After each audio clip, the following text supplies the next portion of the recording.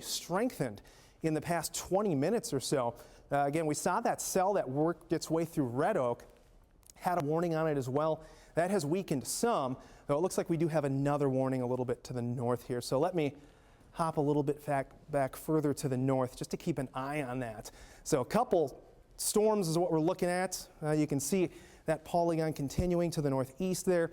We do have a secondary one pushing its way upwards towards around I-80 or so. Let's see what we've got. Multiple chasers reporting tornado on the ground at Highway 34 and 71. So that's exactly where we were looking. You can see that's right where that little couplet is.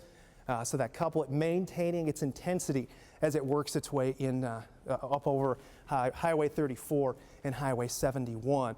And as we zoom in a little bit further here, I'm going to keep an eye on this other cell that we've got a warning on. If we go over to our shear tracker here, you can see it's a little bit messier. So that rotation has weakened some, but there's still enough there that we have got that warning out there. And zooming back up a little bit further upwards towards Ottoman, a little bit messier. A lot of times along the front edge of this line you get what's called inflow into the storms, and that can actually trigger some of these shear markers out there, this shear thing that we've got there. So as we hop back over to, radar, Weather Service is saying considerable damage is being added to the Adams County storm. So again, this line is going to be strengthening. We're going to be seeing winds potentially in excess of 70 miles per hour, even upwards of 80 to 90 miles per hour as it starts to tap into that energy into the atmosphere that's out ahead of it. And you can see it's not too far right now from areas like Lake Panorama. As we zoom down a little bit further, Winterset, you're going to have to keep an eye on this as it pushes its way your direction, because this is going to be pretty close. Creston, this is just going to pass to the north of you. We head upwards towards Audubon, Carroll County areas. Again, those storms starting to work their way towards the eastern edge of that polygon. So we'll see if they reissue. But these winds have been very strong. Look at the core on this storm. That's intense winds that we've got going on there. So even if we're not talking about something tornadic, we're still talking about the potential for very damaging winds associated with this storm. Let's get a reading on some of these, and I'm sure we're upwards of, close to 80 miles per hour within this storm. So that is going to do tree limb damage. We could be talking about house damage, roofs off of barns, that kind of thing. And that's making its way to the northeast, so I'll put a new track on that for you. And we'll give you a clue as to when it'll be where you are. But really strong storms have developed on that western edge of the state. And that has allowed for, again, these areas of strong winds to form, these areas of rotation to form. And we're going to continue to see this really for the next few hours. It is a fast-moving storm, and it's a fast-moving line of storms, but it's going to take a couple hours to a few hours to get this thing across the state and out of our hair. So Templeton, you got a minute. Carroll coming in at 3 minutes. Litterdale coming in at 7 minutes. Dedham coming in at 10 minutes. Lanesboro coming in at 15 minutes. Glidden at 16 minutes. Lorville coming in at 25 minutes. And looking a little bit further to the south here, still tracking that area of rotation. We've got Ann Campolongo in studio here too, helping out.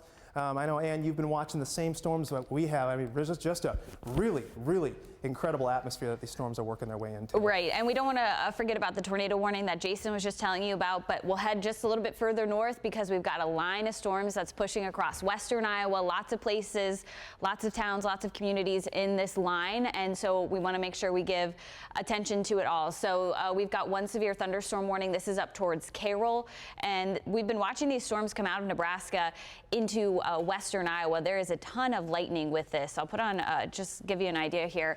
The counter, we've got just under 2,000 strikes here with just the amount of lightning that you see here in this window. So it's going to be a loud, bumpy ride as this line pushes across the state, as we've been talking about, moving fairly quickly, again, at about 50 miles per hour. We'll show you some of the impacts here. I want to zoom in, going closer to Carroll, right along Highway 71, Lake City, places like Coon Rapids, Jefferson. This is coming your way as it continues to push off to the east, but we've got heavy rainfall, and in addition to that, radar indicating maybe only half an inch size hail. So a little bit of hail within the core of this cell, but we've got the stronger winds that we're keeping our eye on too, and that will be one of the bigger threats here as this line progresses off to the east and it goes into a little bit more of a favorable atmosphere as it continues to strengthen. But we've got quite a bit of heavy rain, as we mentioned. This is stretching from Carroll down through Manning. You're still in that severe thunderstorm warning. Audubon, you are also in severe thunderstorm warning. So again, just stay inside while this storm passes. It's going to move fairly quickly. Stay away from the windows. It's likely there's a lot of debris or could be debris flying around, especially with the strong winds that we've been seeing here as this line progresses. You see where those brighter, almost white-like colors right along Highway 71, just north of Audubon. That's where some of the strongest winds will be focused here. So we've got, we'll query one of these pixels and see what kind of wind speeds or wind shear we've got going on. So upwards of 50-mile-per-hour winds here. This is again just north of Audubon and just south of Highway 141 up towards the Manning and Dedham area as well. So we've got some significant wind blowing in as that line continues to move off to the east. So a few severe thunderstorm warnings at the north side of that line. I'll zoom back out for you. And then we've got the 2 tornado warnings back down south. So I'll send it back over to Jason to give you another update on that because pretty significant storm down there. It is, yeah, and I mean, it's kind of maintaining its strength, and we've seen a few radar updates now, and we actually look like we may be developing 2 different areas of circulation here. One of those just to the northeast of Nottoway, and then one to the west of Carbon. So as we hop over to our shear tracker here, I'm sure it's got a couple, kind of an elongated bullseye, but I want to hop back over to velocity because I think that'll give us a better idea of these areas of circulation. So Brooks, you are under the gun right now. This is making its way in just on the western edge of town. You're going to want to get to that most center room of your house. It's right along 250th Street. So this is going to be working its way eventually upwards towards 220th Street. And Corning, I'd be in your safe space as well. This is going to come really close to you. You can see it's have that northeastward component, so likely going to pass just on that northern edge of town. But what often happens with these storms is they strengthen, and as that rotation tightens up, they start to kind of turn and dig to the right. And what that would do is that could put it straight into downtown. We don't want that. So looking right now, again, this is working just on that northwestern edge of Brooks upwards towards 220th Street. And as we zoom a little bit further to the north, you can see that other area of circulation now southeast of Strand, northwest of Carbon. Really tight circulation, even up in that neck of the woods. So I'll zoom back in on that, and then I'll zoom out and we'll put some storm tracks on here to give you guys time estimates of when this is going to move in. So this is right next to Chestnut Avenue along 175th Street, working its way towards Elm Avenue, eventually on track for Hickory Avenue. And zooming out, you can see the other couplet. Well, let's get a storm track on this one first. Again, these have been moving around 50 to 55 miles per hour. And you can even see we've got more tornado warning storms behind this. So guys, we are in for a day. We knew today was going to be a day. And as these storms fired up, they're producing exactly what we expected them to produce. So that area of rotation right now, just on the northern edge of Carbon, kind of a little bit broader of an area of circulation. I got to zoom out further here, guys.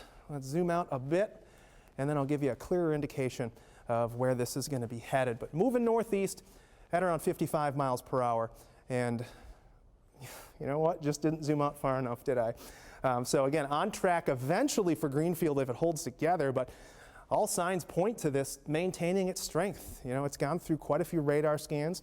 It's moving into more favorable air as we speak. So Mount Etna, you've got 8 minutes. Bridgewater, you're coming in at 16 minutes, excuse me. Fontenelle, 22 minutes. Orient coming in at 26 minutes. Greenfield at 27 minutes.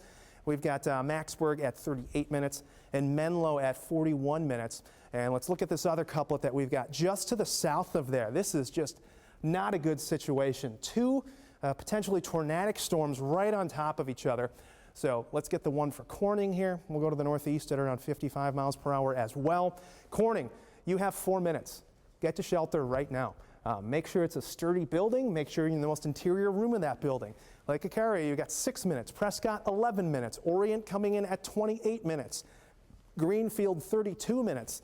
And Macksburg, I hate to say it, but again, you're in the path of this one too. So you got 2 storms that are headed your way with potentially tornadic circulation. Even if we don't see that, we've still got very heavy rain, not going to necessarily be able to see this, and the potential for some strong winds along with a hail threat that Ann went over just a little bit ago. So please get yourself to shelter here. I want to zoom out a little bit further just to take a look at what all we've got going on here. Again, ooh, look at the wind up by Carroll right now. That is some very intense wind. The NWS did say there's a confirmed tornado on that storm near Corning. Okay, there is. Near Nottoway, so just FYI, there is confirmed tornado on that storm. So if we want to go back over there, I just wanted to let Jason know about that. Yeah, thank you for that. Yep, so you can see on 2 of those cells, on one of them, we've got a confirmed tornado, and then this wind that we have got in Carroll. Carroll, brace yourself here. This is some very strong wind. Again, we're reaching the edge of that radar, and in fact, I'm going to hop over to the Des Moines radar here, and we'll take a look at the velocity. Still very strong wind. So we're likely talking even 60 to 70 mile per hour winds about to cross over Highway 71, and you can see it there working its way upwards towards Carroll, Dedham area, Coon Rapids. You're going to be involved with this as well. So a really significant setup is taking shape. And zooming out a little bit, the main 2 storms that we've been tracking have been to the south. Again, that's where the strongest rotation has been. And I don't know why my tie hates me today, but it keeps going crooked. We'll hop back over here and look down near Creston and take a look again at these 2. I'll hop over there and look at that. There it is. Look at that. That's textbook. That's not what you want to see. And it looks like we may even have one forming just west of Mount Etna on the other storm. So those dueling areas of circulation that we had talked about, again, now it appears that they have thrown debris up into the air, and now the radar's picking up on that. What it does is radar likes to have little, evenly dimensioned objects up in the air, and when it has that, you're going to see these reds, you're going to see these pinks. But when we get 2x4s and things of that nature lofted into the air, it shoots out these bright blue colors because they're not uniformly shaped. So that gives us an idea that there are things up in the air that's not rain, that's not hail, that's potentially debris from a tornado impacting something. So we're seeing that debris ball just on the northwest of Corning. So Corning, again, if you haven't gotten to your safe space, you need to immediately, as this is just on the northwestern edge of town. This is going to be crossing Quincy Trail up near Quincy, eventually 190th Street, Cale Avenue associated with this as well. Lake Icaria, this means you too. So pretty dangerous situation setting up here as this rotation has really only strengthened.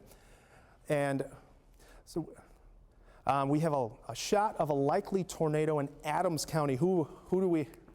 We've got KCCI meteorologist Zane Satry looking at it right now. Zane, do we have you mic'd up? Okay, so we're just looking at a picture here, and you can see kind of where that base is lowering a little bit, possibly on the left there. A little bit hard to see, but let's keep this in the corner and keep watching this if we can do that as we're breaking down the radar. Let's see if we can keep watching this as it develops. But pretty impactful situation that we're seeing right now. They have 2 tornadoes on the ground, one near Corning and the second just north of Carpin. Yep, so the exact locations that we've been pointing out, again, these are really close to each other. The 2 areas of circulation. I'm going to put our shear tracker back up here because it's done a pretty decent job of showing those areas of circulation. You can see some of that just to the west of Mount Etna, and then another area of circulation near Corning. And I'm going to hop back over to our other radar here and see if we might have another one forming. Now, it looks like these are the main 2 areas that we have that circulation. So just to the west of Mount Etna, just to the north of Corning right now. This is really intense rotation that we're seeing at this point. And this has, again, spotter confirmed tornadoes now on both of these. So people have seen these tornadoes with their eyes, again, giving testament to just how strong and tight this rotation is and the damage potential along with this as well. So just to the west of Mount Etna, east of Lincoln Center, you can see this eventually is going to be crossing over Highway 148. And if we get even more zoomed in, areas like Hickory Avenue, Hawley Avenue, Elm Avenue, 125th Street is where we're seeing that tightest area of rotation. And I'll go back down. You got that second storm zoomed in?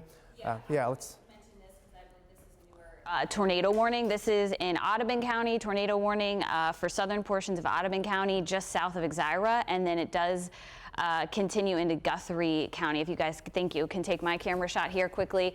Want to point this tornado warning out for you. This is a little bit further north into the line. So this is just barely to the east of Exira here, just east of Highway 171 here. Let me just circle.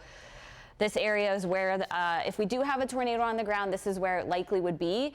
And this is going to move off to the north and to the east. I want to throw on the shear tracker, rotation tracker where we have, and it is picking up on at least some moderate rotation, again, just to the east of Highway 71 in Audubon County. And then this is going to extend into Guthrie County here as we head into the next half hour. So we've got at least radar indicating a pretty good couplet on this cell as well, Jason. So we've got this right here where these 2 pixels of the red and green come together. That's the tornado warning here just into southern portions of Audubon County, and that does include the Guthrie Center. Guthrie Center, you're included in this tornado warning, so this will be down the line from you. I'll put a quick track on this one just so we get an idea of some places in line, next in line here. We've got Guthrie Center in about the next 20 minutes, so you want to get to your safe place now or start heading there. Springbrook State Park in about the next half hour. Same for Panora, you're in line with this tornado warning. Bagley, Yale in the next 30 minutes, and Dawson in the next 40 minutes or so. So I'll keep looking at this. I don't know if you want to go back, Jason, and talk about those other 2 down near Corning. Yeah, I'm going to put a new storm track on these. You can see just how intense this one to the south has become, just to the north of Corning. Really, really tight circulation. And as we talked about earlier, the air out in front of this, we've got clear skies largely out in front of this, which is continuing to pump that atmosphere up and fill it with energy. So let's put a storm track on that area again. Again, that's just crossing over Highway 148 at this point. That's going to mean areas like Orient in 23 minutes, Greenfield 27 minutes, Macksburg coming in at 36 minutes. And it does look like the rotation just to the north of there, the one we were looking at near Carbon, has weakened. It's pulsed down a little bit. Hopefully we continue to see that. What might happen is we could see this storm kind of start to steal some of that energy from the storm up to the north. As you can see, that area of rotation is fairly embedded. So it may not be ingesting the energy as efficiently as the storm that we've got off to the south here. So I want to keep an eye. Further south you get, again, that's air that hasn't been tapped into. We've had so many storms lately, and especially the storms we had earlier today. You can get some of that left over, and that kind of weakens the pool of energy. But if we can take that full, Zane, Satry, it looks like. Is that Zane still? So we have got a confirmed tornado, at least what appears to be a tornado. I can't see the bottom of it, but you can see just a huge tornado. Okay, I'm going to zoom in on that on radar too here, but that looks really dangerous, guys. Again, if you are east of Corning or in Corning, we've got a situation where you can see a tornado on the ground making its way through right now, and that rotation has continued to maintain its strength. So this isn't a situation that's going to be going away anytime soon. Again, we talked about the potential for long-track tornadoes out there, and this could potentially be that. And we can see 2 areas of circulation again. So the one to the north kind of sparked back up. So to the northeast of Corning, northwest of Prescott, and then another area of rotation to the south of Corning. And there's another one just to the northwest of Mount Etna. So this whole line right now has been spinning, and we're seeing that continue to spin. Those rotational couplets continue to tighten up as they've made their way into this better atmosphere. And that's why we've got this kind of elongated area of tornado warnings. So I'm going to go down the line here. I want to get down into this storm and get down street level and give you guys an idea of where that area of rotation sits. That's near Ironwood Avenue. That is working its way east towards Cale Avenue, Kentucky Avenue as well. And again, that's just on the northwestern edge of Mount Etna. Gilead, again, you're going to be right on the edge of this as it works its way towards you. So let's continue to the south here. Again, we've got that, you can see that tornado that we've got. I know the camera's jumping a little bit, but really a good shot that Zane's got there. Nice job, Zane. Northwest of Prescott, this is our other couplet that we've been looking at. This has really, really maintained its strength. And if anything, it's only strengthened in the last little bit of time. But can I hear you, Zane? Are you up? Yeah. Can you hear me? Yep, I can hear you, Zane. Why don't we take Zane full and let him talk about where he is and what he's seeing? Okay. You're seeing in this tornado here right now that's just off to the, okay, I got to check my location. I'm sorry. Northwest of Prescott. So we're a little ways north of Prescott. That's the tornado right in front of you here, folks. I think we're probably 3 or 4, maybe 5 miles straight north of town. So Lake Icaria would be just off to the west and southwest. That's the tornado right now. It's going to kind of pass by us and west. It can't be more than maybe a mile or two away. So this is northern Adams County, kind of north central Adams County. That's the tornado you're seeing on the ground, folks. It's a pretty violent one. It's not fully condensed to the ground at all times. You see, it's kind of grungy looking. You can sort of see through it at times, but it is definitely a circulation all the way to the ground. There's some rain wrapping around it a little bit. We still have winds blowing into the storm right now. So we're looking basically straight west off of what county road are we on here? Let me check my location quick. Okay, we're on County Road N61 or Quincy Avenue would be what it would be called. We are about 4 or 5 miles straight north of Prescott. The tornado is just passing by us to the west northwest, maybe I would say less than a mile. It's going to kind of pass by this little substation here that you can see just past our stop sign. So it's continuing to truck off to the north and east. This is going to head up towards about the little town of Williamson there on the northeastern side, northeastern part of Adams County. So it's headed that direction right now. Robbie Rissman's moving the camera, so you can see it right behind that power line substation. Really some gusty winds coming too, if you can see a little bit of the grass blown in the ditches behind us as well.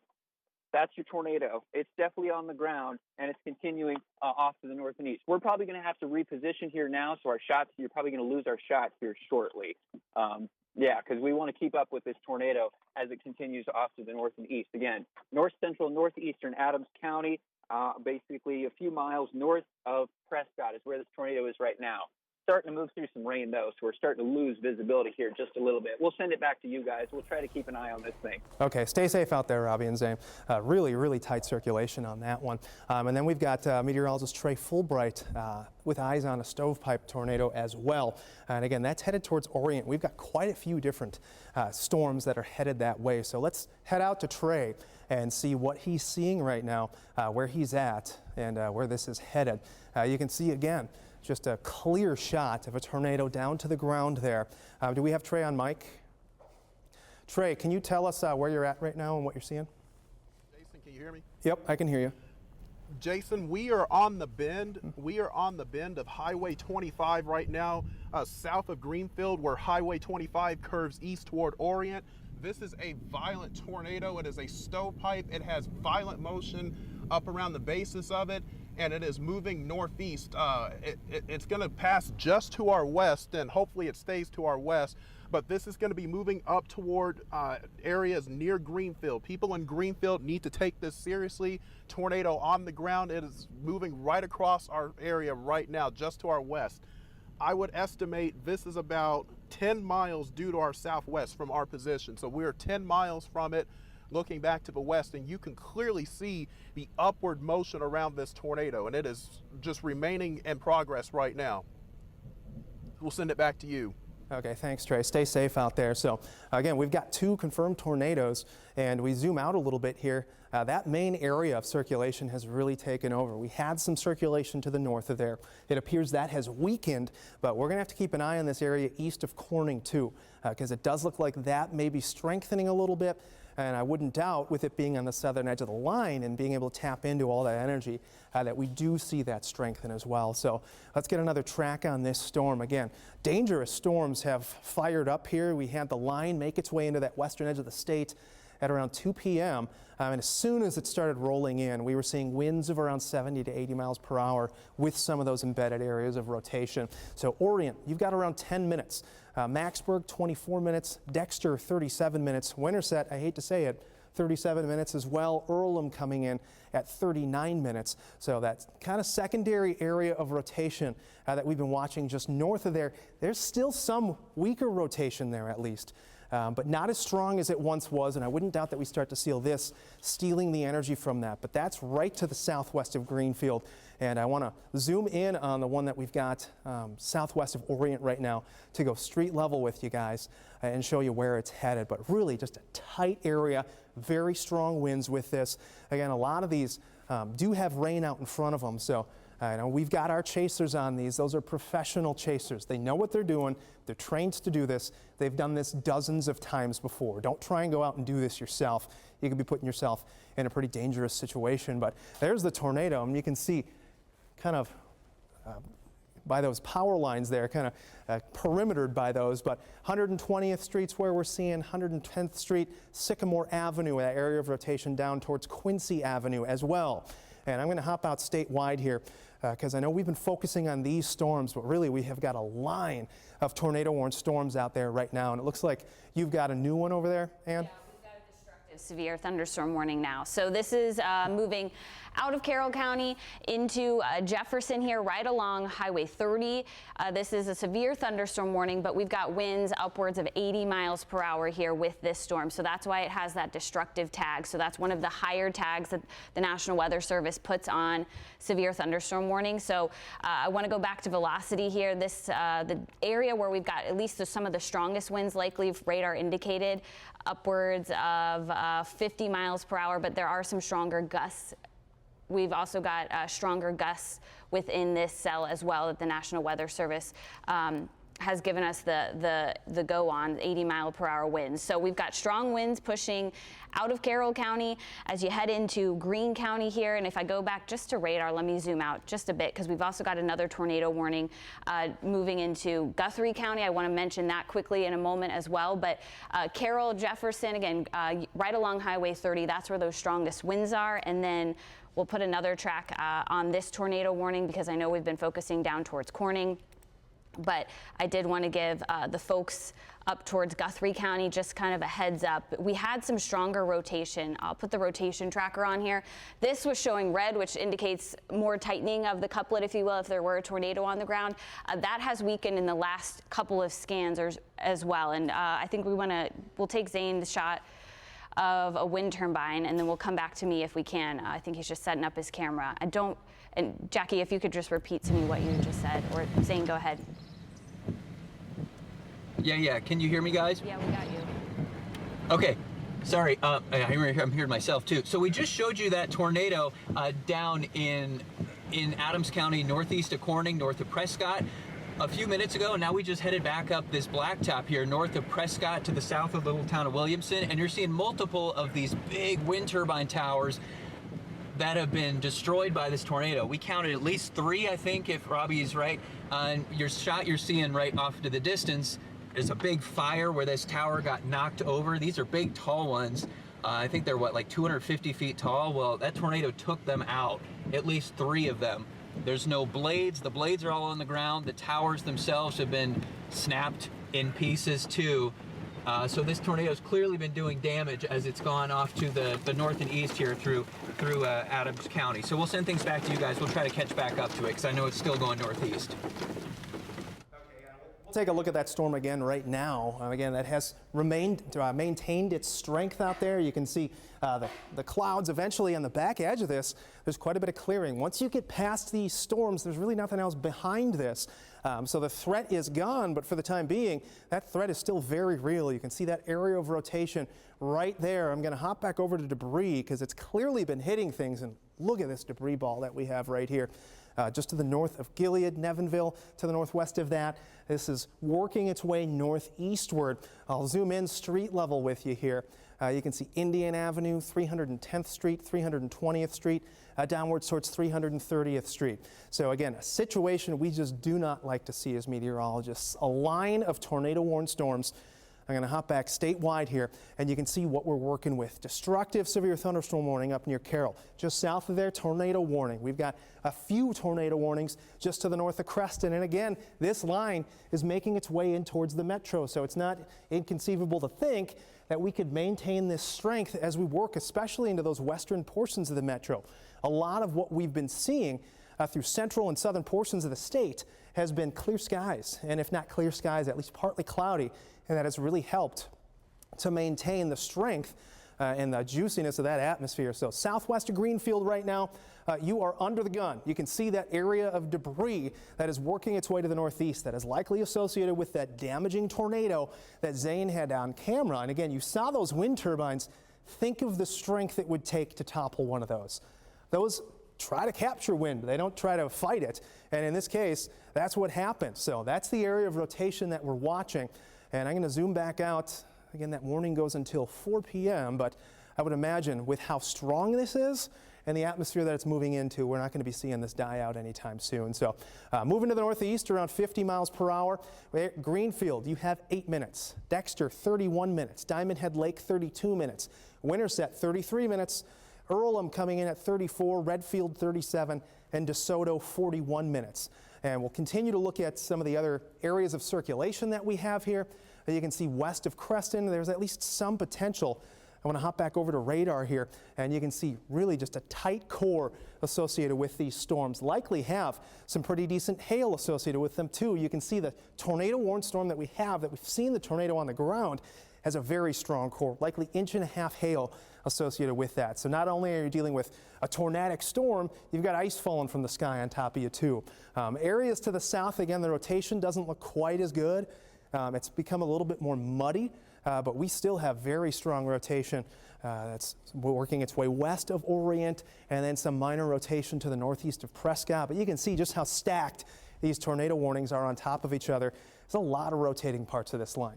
So if you are in the path of this line and one of the threats passes you, you could likely be in a situation where there's another one that's headed not in the direct same location, but at least close enough where you're going to want to maintain yourself in shelter for a while. Orient, that's you. Creston, you're on the edge of this, but I would be in shelter right now. If you live in Greenfield, you have to be in shelter. This is a destructive tornado. We've seen the damage potential of this. This is headed to you, and that's in the next 10 minutes or so. It's going to be crossing over Highway 25, and you can see the strength of this. So we've got that little red dot. Again, we've talked about that. That's strong rotation. And again, this is a kind of day where we don't need much rotation to bring those tornadoes actually down to the ground. So thankfully, we just saw that weaken a little bit. Let's hop over to velocity. It doesn't appear to have weakened that much, though. That core of rotation still to the south of Fontenelle. It's working its way towards Highway 25. As we zoom in a little bit further, you can see that means Lewis Avenue, 290th Street, upwards towards 270th Street, and again, eventually crossing over Highway 25. So I want to zoom out again here. We've got multiple storms that we've seen rotate, and it looks like we've got another tornado warning that's just been issued off through southern portions of the state. So I'm going to zoom in on that one now too. That area rotation we talked about just on the southern edge of the state looks like that, well, wanted to do something. And that's what we're looking at right now. So this is east of Bedford, southwest of Mount Ayr, west of 169th, Highway 169. And Moving at about 40 miles per hour. 40? Jason. Thank you. Yeah. Thank you. So we'll put a track on that. And again, these have been moving pretty quick. So this is one of the slower moving storms we've seen today. Blockton, you've got 2 minutes. Mount Ayr, 22 minutes. Diagonal, 23 minutes. Tingley coming in at 33. Shannon City, 34. Risp, 40 minutes. And the way these storms have worked is once you get that rotation that's fired up, it doesn't take a long time for that to really tighten up and really strengthen, especially when they're on the southern edge of this line, because they're not competing with anything.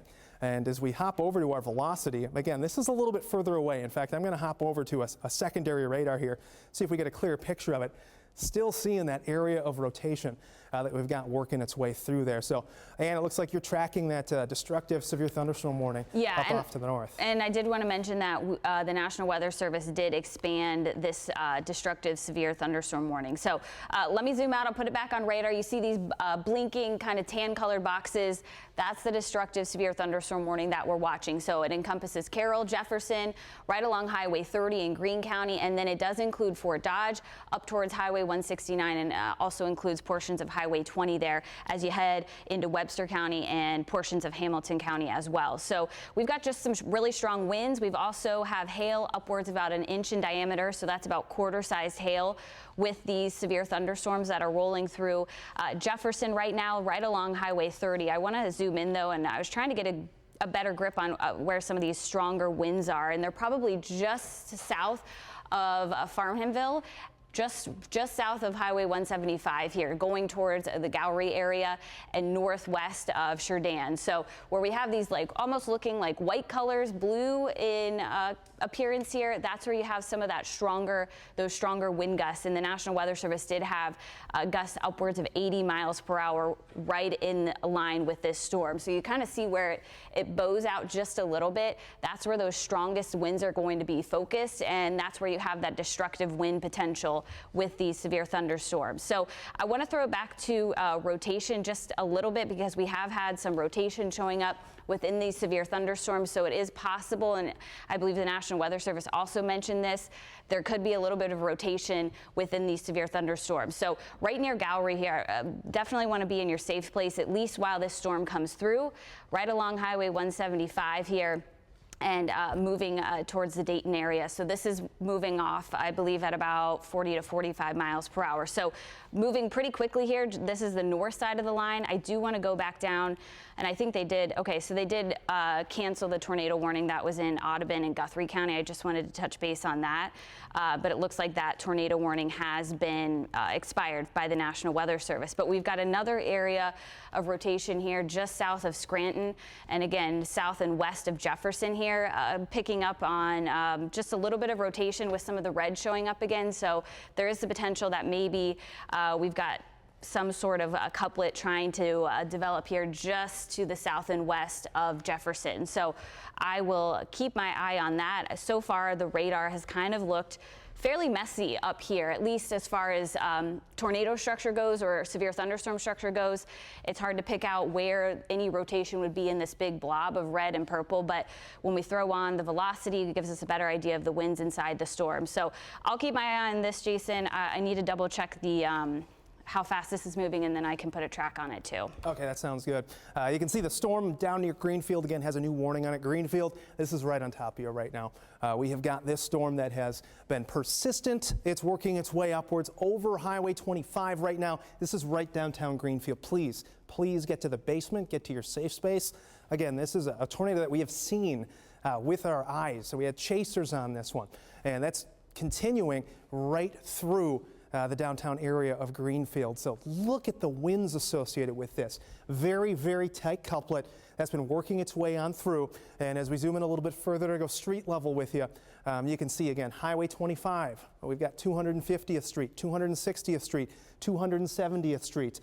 This has been working its way to the northeast, and as Ann said, it was coming in at around 40 to 50 miles per hour. So I'm going to zoom back in, and we'll put a track on this, and then I'll go down to the storm that's passing northwest of Lamoni. So still very, very tight couplet that we've got in place here. Stuart, this is headed your direction. Get those safety plans in place now.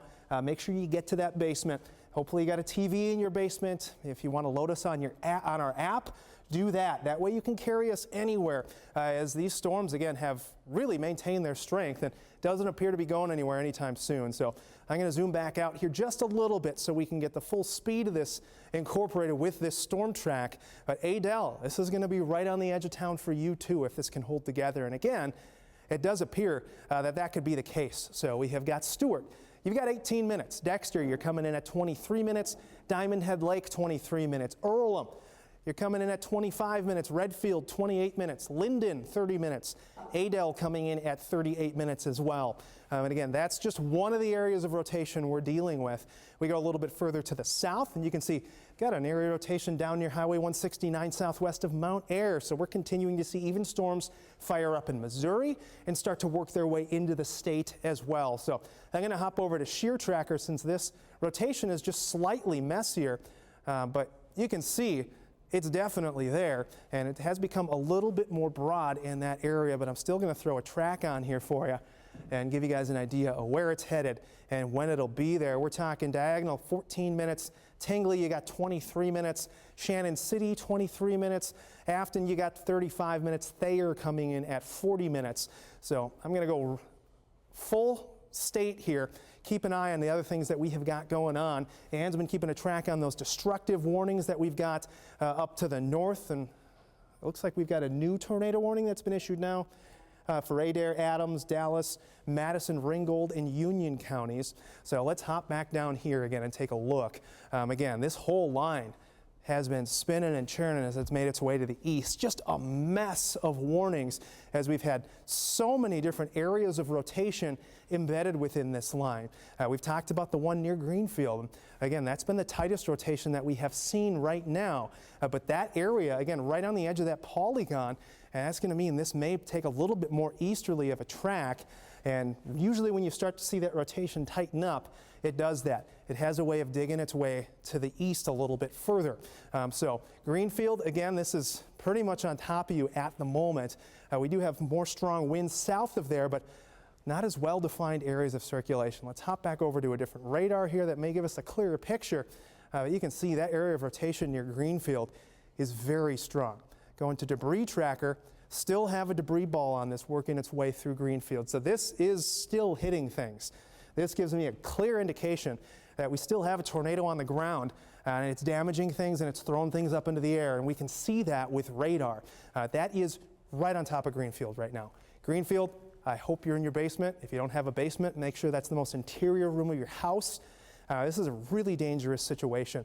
This making its way really right over town right now. So we're talking 220th Street east towards Pinewood Avenue. You can see that debris literally encompasses the whole town. That is a massive ball of debris that has been lofted into the air. So as we zoom out a little bit further, you can see this pushing its way up towards Arbor Hill. And you know this is going to be just on the western edge of you. I believe this is right along Highway 25 as well. You can see it working its way down towards Orient there. So Orient, you're in the clear from this storm, but we have got more down the line here to the southwest. Multiple tornado warnings along this line that have been pushing their way northeastward. And again, I want to zoom out a little bit and give you some perspective here. This is not far from the metro right now. We've got this including Winterset. We've got this working its way, it eventually could even work its way west towards Lake Panorama, upwards towards Perry. Again, so downtown could be in the crosshairs of this thing. We'll have to keep an eye on it. It could pass just to the northwestern edge, which could put it through Ankeny, upwards towards Ames, maybe even upwards towards Boone. So again, dangerous situation continuing to unfold here as we've got multiple areas of rotation, many tornado warnings associated with this line. And again, moving into a fairly untapped area where we had at least clear skies, and a lot of instability in the atmosphere to support these storms. So let's hop back over. I want to hop to debris and just see if there are any other indications as clear as the debris ball that we had up near Greenfield, which I'm not thankfully seeing anywhere else. That is one of the clearest indications that we can have that a tornado's down and it's damaging things, because again, that lofts it up into the air. But again, we may be seeing a little bit of a drop out southwest or south of Creston there along 169. We'll have to keep an eye on that. And we'll hop back over to velocities here. And you can see there are some areas of rotation down there.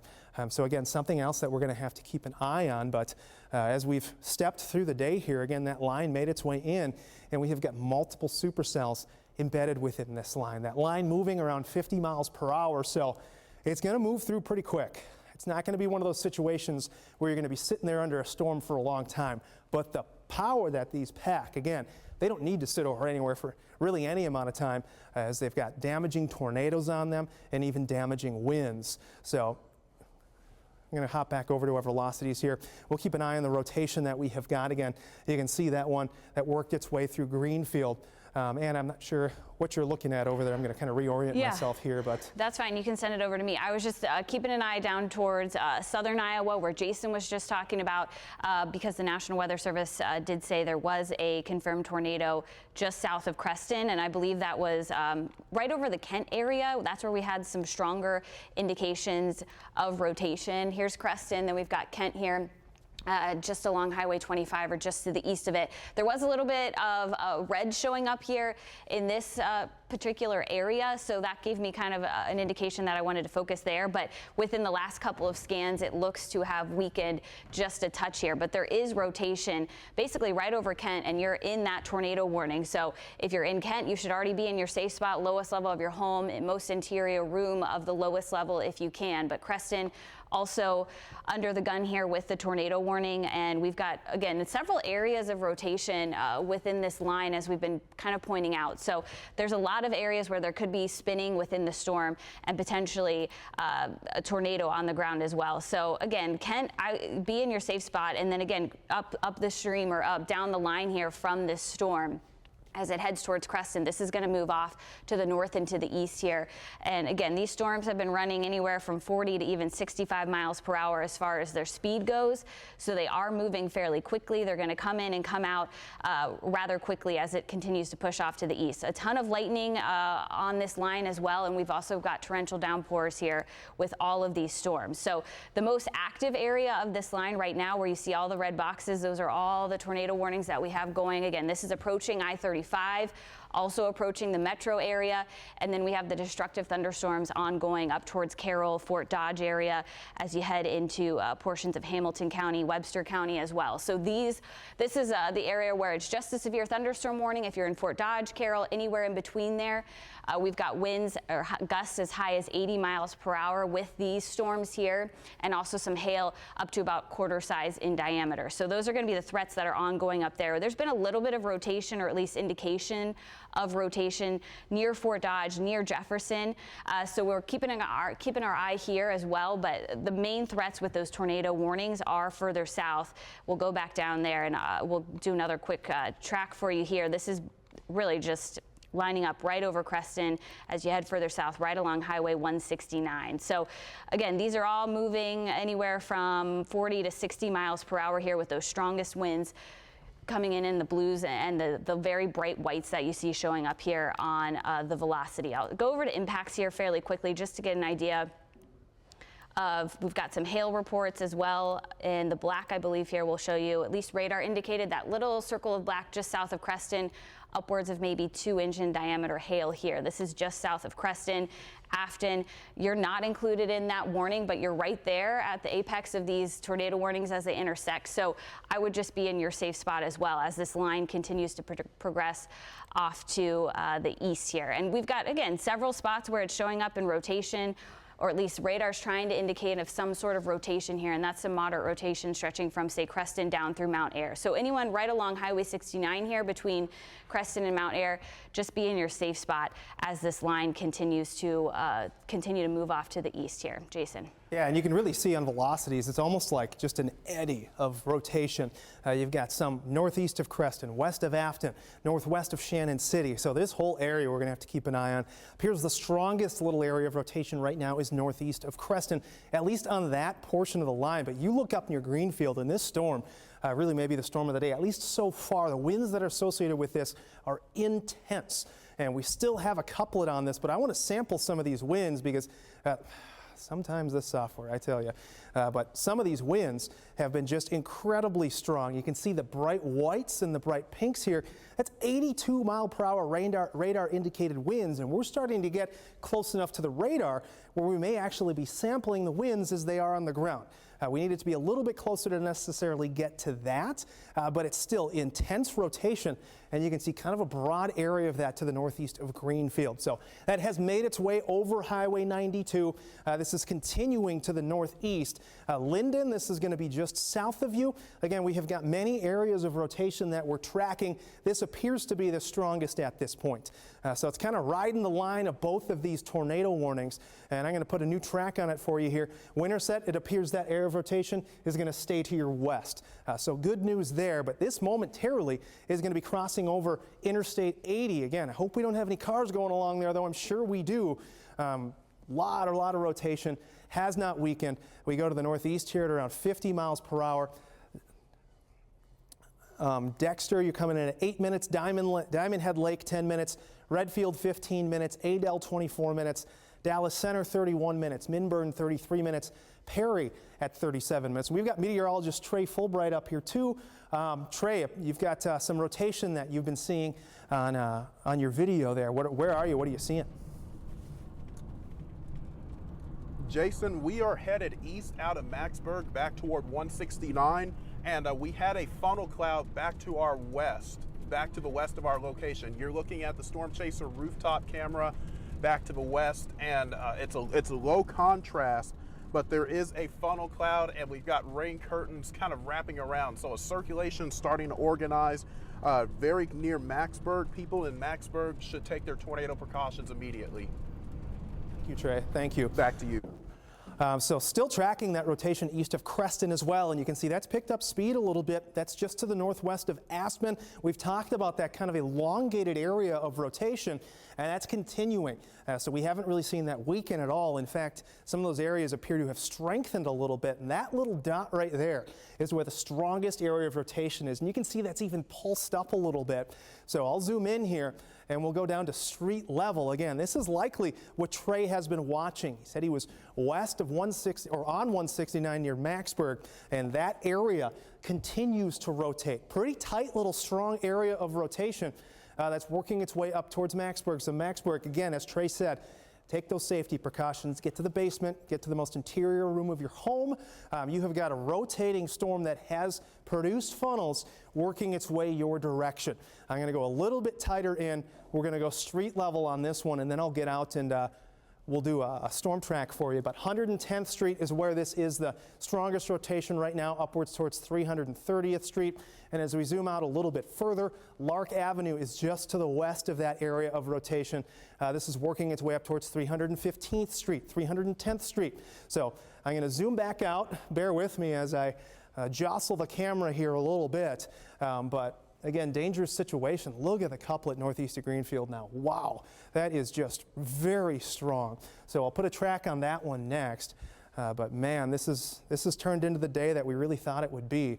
So please, Macksburg, you got 6 minutes. Winterset coming in around 23. St. Charles 34. Bevington 39. Van Meter coming in at 44. And again, when we get these radar scans in, it's already a minute or two old. So put that into when you're making your safety plans. Remember that. So area of rotation making its way towards Earlham. They've got a good safety days out there at their school. This area of rotation, hate to say it, is going to work its way right through town there. That Dexter, even Stewart's going to be on the edge of this. So guys, you got to be in your safe space. Have to be in a place in the most interior room of your house. Get to that basement. This rotation's pushing its way in again. Going to eventually cross over I-80 here momentarily. And we look at the shear tracker again. It's largely been a bit of a glob of rotation, but that's where it's the strongest right now, just to the south of Dexter. So as we hop between our different tools here, you can really see how that's pulsed up. And we'll get down to street level for you here and give you an idea of where the strongest of that rotation is impacting. But this is just to the southwest of Earlham. Creamery Road, 150th Street. We've got 160th Street as well. This is eventually going to be working its way towards Earlham here. Again, you've just got a few minutes, guys. Get yourself to safety right now. 120th Street, 115th Street associated with this as well. So as I zoom back out, we're going to take a broader look. We've had the tornado warnings to the south as well, and you can see that massive warning down further south of Lamoni. Still keeping an eye on some of those storms in case they start to work their way in towards southern portions of the state. But again, this is getting pretty close to the metro. This may pass just to the west of it, and you can see that area of rotation. We've talked about the area of rotation down near Creston.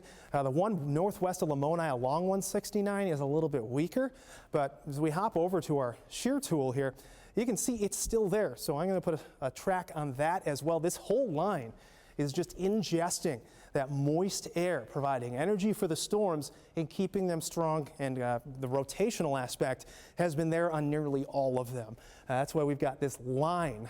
I don't know if I have seen in my career a line like this where it is just littered with tornado warnings. That's a good little testament there to take this seriously.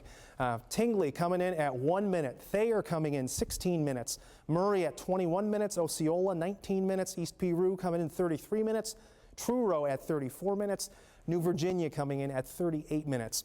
So I'm going to go up this line a little bit further, and you can see some of those areas of rotation have weakened just a bit, but we had a little bit of a pulse of this one by Stewart. So I want to hop back over to my velocity product here, and you can see that huge area of rotation.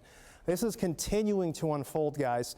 If you've been listening to me, if maybe you're just tuning in, Stewart, Earlham, DeSoto, Redfield, the time is now. You got to get to that safe space. This area of rotation has been incredibly consistent.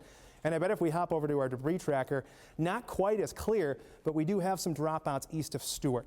So thankfully, we're not seeing that tight blue dot that we usually do when we've got debris that's been lofted into the air. But there's at least some indication that we may be seeing something being picked up and thrown into the air. And as we go down this line, we don't have many more, maybe just to the southeast of Creston, a little bit of that activity. But thankfully, that appears to at least have weakened a little bit, but the rotation has become slightly broader than when it crossed over Greenfield, but very strong winds regardless. And you can just see that spot right there. We've got another one to the west of Winterset right there. We've got another one just to the south of there. It's been working its way up towards Macksburg. So Macksburg, this one's right on top of you right now. Again, winds associated with these, even if they're non-tornadic, coming in at around 80 miles per hour. So this is an intensely damaging situation. We've got very strong rotation working its way right through town. So Macksburg, please get to your safe space, and I'm going to toss it back over to you. I was just paying attention to that same area in southwest portions of Madison County, right over Macksburg.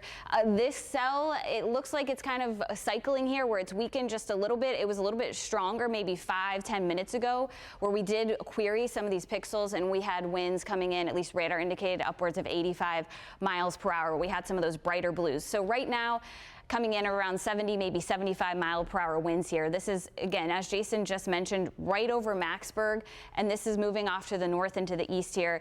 Rotation, again, has kind of come and gone. It's lost a little bit of its intensity where we had some reds showing up here that was indicating a little bit of a stronger rotation within the storm. Now it's weakened just a little bit, but it's still there, and velocity continues to show that where we have those strong winds coming together and potentially forming a tornado. So I'm going to throw a storm track on this. I'll zoom out quickly because Winterset, all of Madison County are now in that tornado warning here. And this is moving out of the Macksburg area now off to the north and east at about 45 miles per hour or so. So here's a list of some arrival times for you on the screen. We've got Winterset in the next 15 minutes. Now's the time to figure out where you're going to head as this storm approaches you. Bevington in about the next half hour. Martinsdale also, you are included in this tornado warning. That's in about the next half an hour. We've got coming in the next 35 minutes. Van Meter also in the next half hour, and Waukee and Norwalk getting closer to the metro area. This storm will be in your neighborhood in about the next 40-45 minutes or so. So it's moving fairly quickly, as all of these storms are. This entire line has been pretty much racing out of western Iowa into central Iowa for the last 2 hours or so. We've got several areas of rotation that we're keeping a track on, and again, you've got all of these tornado warnings right along Highway 169. Again, it's getting closer to Highway 35 south here in southern portions of the state, but we've got several areas of rotation that we're keeping our eye on. I'll zoom out quickly here just to give you an idea of where the most intense part of the storms are and where the most intense part of the line is, and that's basically just south of I-80 right along southern Iowa. We still have some severe thunderstorm warnings up towards Carroll and Fort Dodge, but overall we've got the numerous tornado warnings here on the southern edge of this line as it continues to move into the metro area. So let me I'll put the velocity tool back on here and we'll give you a look at where some of these areas of rotation are. Again, we've got Madison County in that tornado warning where we had the one circulation just north of Macksburg. be in your safe spot now. Again, Winterset, Indianola, you are also now right on the edge of that tornado warning. If you see or hear yourself or your town name without either Jason or I call out, head to your safe spot just to be safe, and then you can exit once this storm passes. But these are some intense storms that we've been watching, a couple with debris balls as we've been talking about up near Greenfield, that was one of them, but several areas here where we've got little blips as rotation and circulation here within the line of storms. So let's go back down to some of the velocity here. Again, out towards places like Afton, as you head down towards Shannon City, Lorimor as well, you are also included in that tornado warning. And these storms, again, racing off to the northeast at about 45 miles per hour. So let me put another track on these for that new tornado warning just down to the south here. That does include Osceola. So we'll put another track on this from, say, Mount Ayr up through Osceola. That's in your neighborhood in about 40 minutes, Osceola, Van Wert in about the next 30 minutes, Grand River in the next 15 minutes. So you need to head to your safe spot if you're not already there, lowest level of your house, as this tornado warning storm passes through. And then again, once it exits, you'll be able to come back out. But just take those precautions now as this storm rolls through. And again, I see one particular area that's a little bit more intense here as far as the rotation goes. This is just to the southwest of Afton and just to the southeast here of Creston. So right just southwest of Afton, we've got more of a little uptick here in the rotation where you see the reds showing up. I'll switch over to velocity and see if we've got any kind of good indication. So again, right just southwest of Afton here, this is where we potentially would see a little bit of that rotation. I'll throw on also the debris tracker, not picking up anything there, so that's good news. But some pretty strong winds where you see all these bright blues showing up. That's indicative of potentially 80 miles per hour winds. We've got 79 mile per hour gusts there, 77 mile per hour gusts here. So those brighter blues, that's where those areas where those winds are really just kind of blowing out of the storm, and those strong wind gusts were one of the main concerns, the damaging wind concern that we had in addition to the hail and tornado threat. So I'll send it back over to Jason as well. Jason. Yeah, and the Stewart Fire Department has said that they have seen a tornado off 150th Avenue and Stewart Street. So the area that we have continued to watch, again, we're continuing to see these areas spin up, tornadoes form, and continue to work their way to the northeast. So Stewart, again, that's where you are right now. I'm going to hop back over to a different product here, and we can keep an eye on some of these other areas of rotation.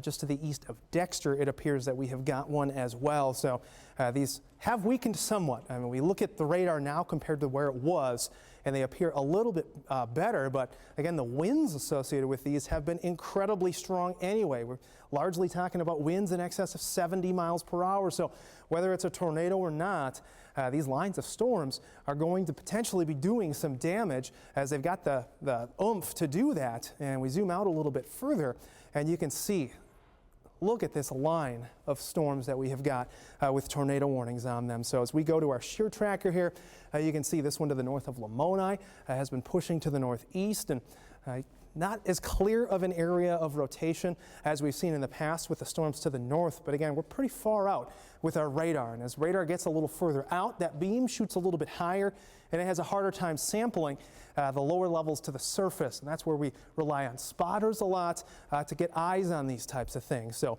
right now we'll hop back over to impacts as well, and you can see the hail that we've got associated with these. Could be talking about 1 inch hail or so.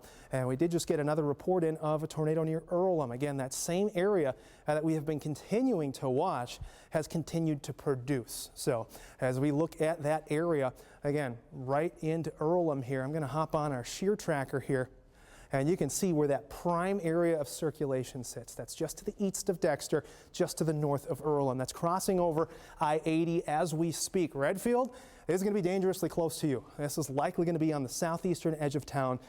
Make sure that you are in safety as well. And you can see on our camera, these storms are producing an incredible amount of rain. We were already dealing with ponding and flooding in some spots.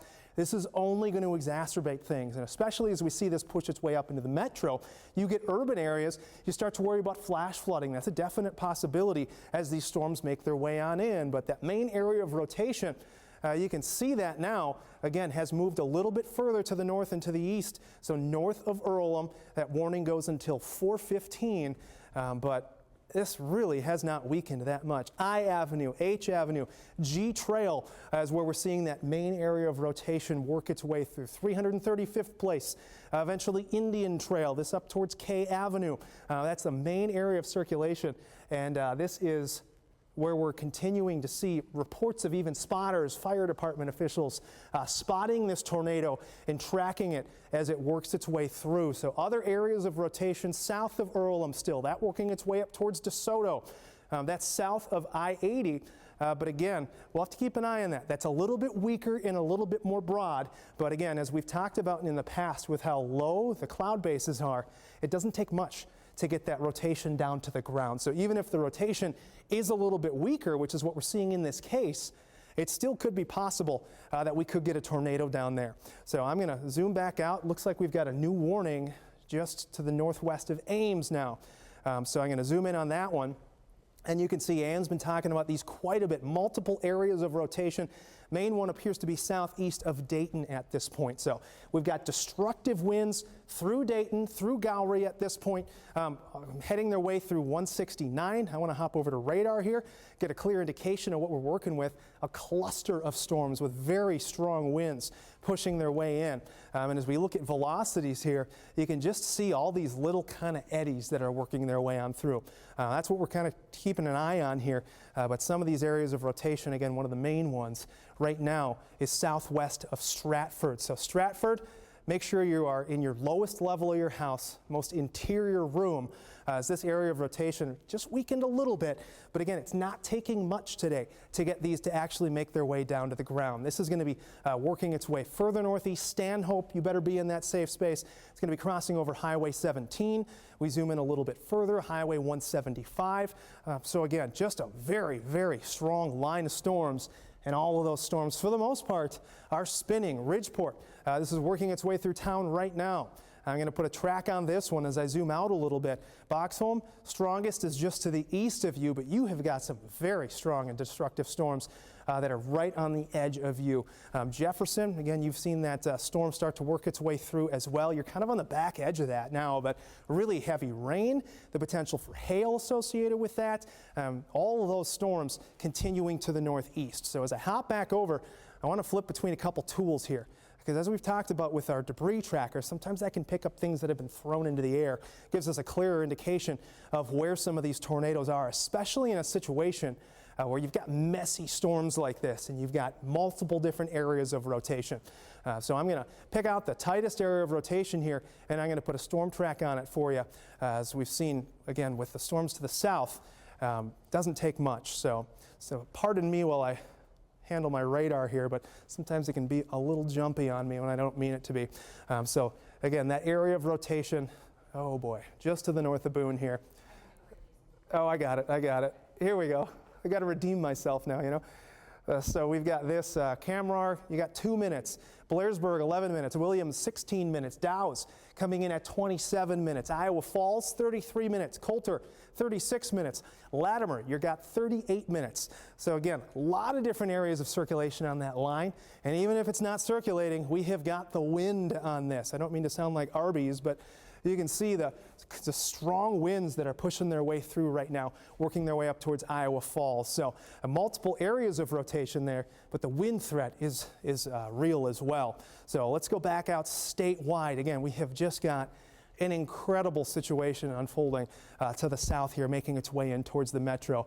I don't see how we make it out of this one through central portions of the state and into the metro without seeing at least some tornadic activity with this blob of rotating storms that we have working their way in.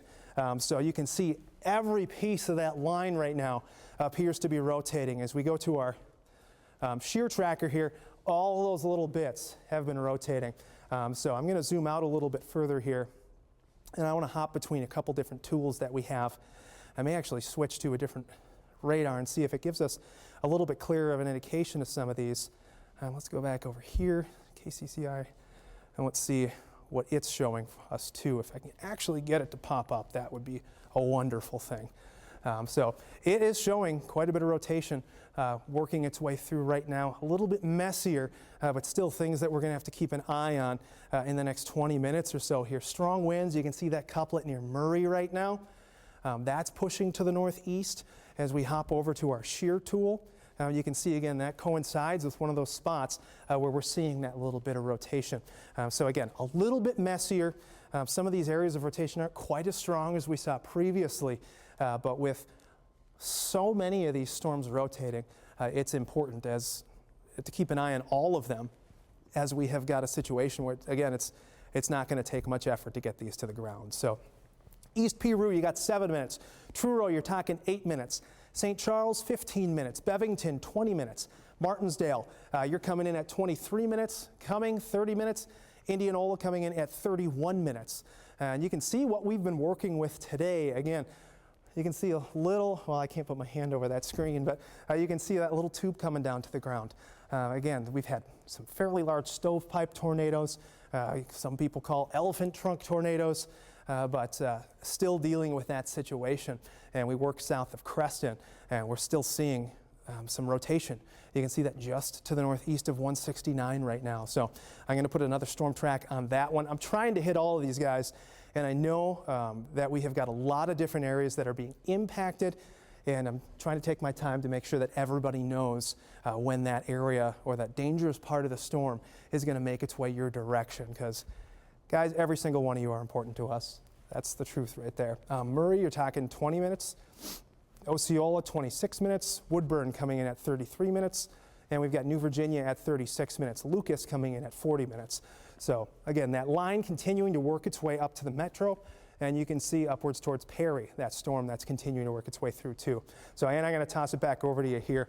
Again, we've had just an incredible line of storms that has been working its way through. So pretty difficult situation starting to work its way into the metro. Right, getting closer to the metro area. I did want to point out, though, we've got some stronger winds as we've had all day long, but this is down into Madison County, just north of Winterset, where we've queried just a few of these pixels, and we've got winds upwards of 65, 70 miles per hour. But at times, and if I zoom in here, it'll probably work for us, where we have just those darker blues there that you see, those at one point upwards of 80 miles per hour. So we've had some really strong wind gusts right here within this cell, and that's been the case for a lot of these severe storms that have come through the area. So I'll zoom back out here. I'll show you some other spots where we've got those very strong winds. So in addition to the potential for some spinning inside of these storms, we've got the wind gusts upwards of 70, 80 miles per hour. Where you see those brighter blues there, those are the areas where we have those stronger winds. So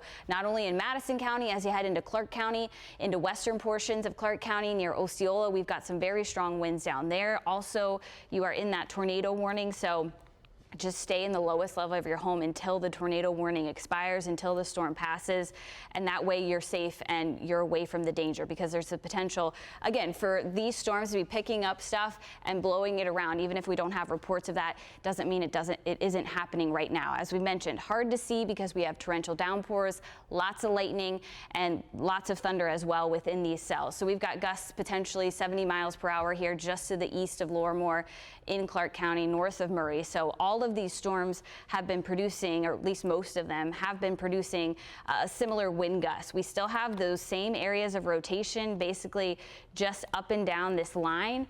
Up near Winterset into Madison County, you head back down towards Osceola, out towards Creston, along Highway 169. We have several areas of rotation there, and that's why we have all of those tornado warnings. So I don't believe we've seen too much, or at least an uptick in some of this rotation. I did notice this up into Dallas County, up near Adel and Waukee. This little dot of red here showing up here. You're not in the tornado warning yet, but it's likely that the National Weather Service, I don't see why they wouldn't extend this warning. So again, if you're in Dallas County, you're not in that tornado warning yet. Waukee, DeSoto, Adel, all of those spots, I would just be in the lowest level of your home, because if you don't have a tornado on the ground, we definitely have those stronger winds. And you see that bright white here. This is, again, just south of Adel, basically just north of DeSoto.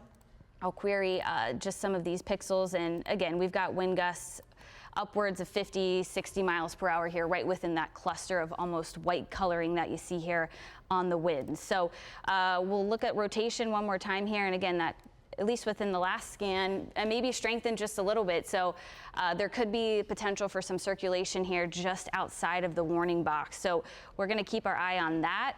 We've got, again, I'll go back to radar here just to give you an idea of what it's looking like as these storms approach the metro area. Again, Dallas County down into Madison County, you're in the storms right now. Heavy rain, lots of lightning. It's just about to enter into Polk County and Warren counties as well. So if you're downtown, if you work downtown, probably just want to stay at work until this line passes through Polk County and passes out of Warren County as well. So we'll see if the National Weather Service does extend these warnings. Let's go back to just a little, yeah.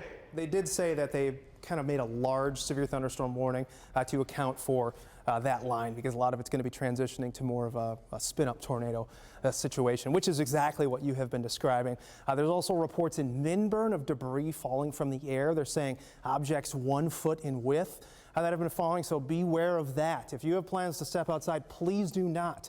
Again, even as these storms pass, they can still fling debris out of them as the tornadoes have tossed those up into the atmosphere, and then you can get winds that take them and just throw them. We had a photo from April 26th that was launched 90 miles away. So again, with the strength of these storms, things like that are possible, and that's what we're seeing.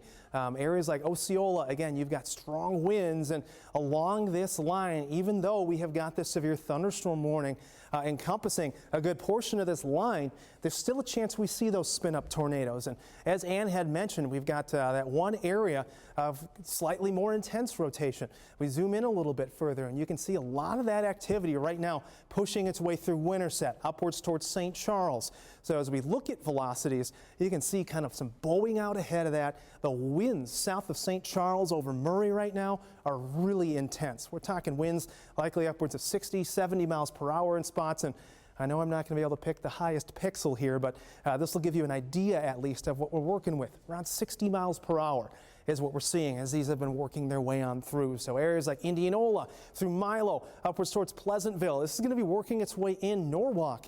You can see some strong winds even to the west of you. Waukee, get ready for some winds upwards of around 70, even potentially 80 miles per hour that are going to be pushing their way in. So again, just a really big day with strong storms that have been working their way through. So we look on the southern edge of this line, and you can see more storms that are working their way northeastward from Missouri. Those will at least have a chance to work their way towards Highway 65. And we do have, it looks like, some tornado warnings. The tornado warning for Adair and Union County has been canceled. We have got continuing the tornado warning for Clark, Decatur, Ringgold, and Warren counties. So areas to the north here, we're continuing to see strong winds, and we're seeing those pockets of rotation that are capable of producing tornadoes. Again, those have weakened some.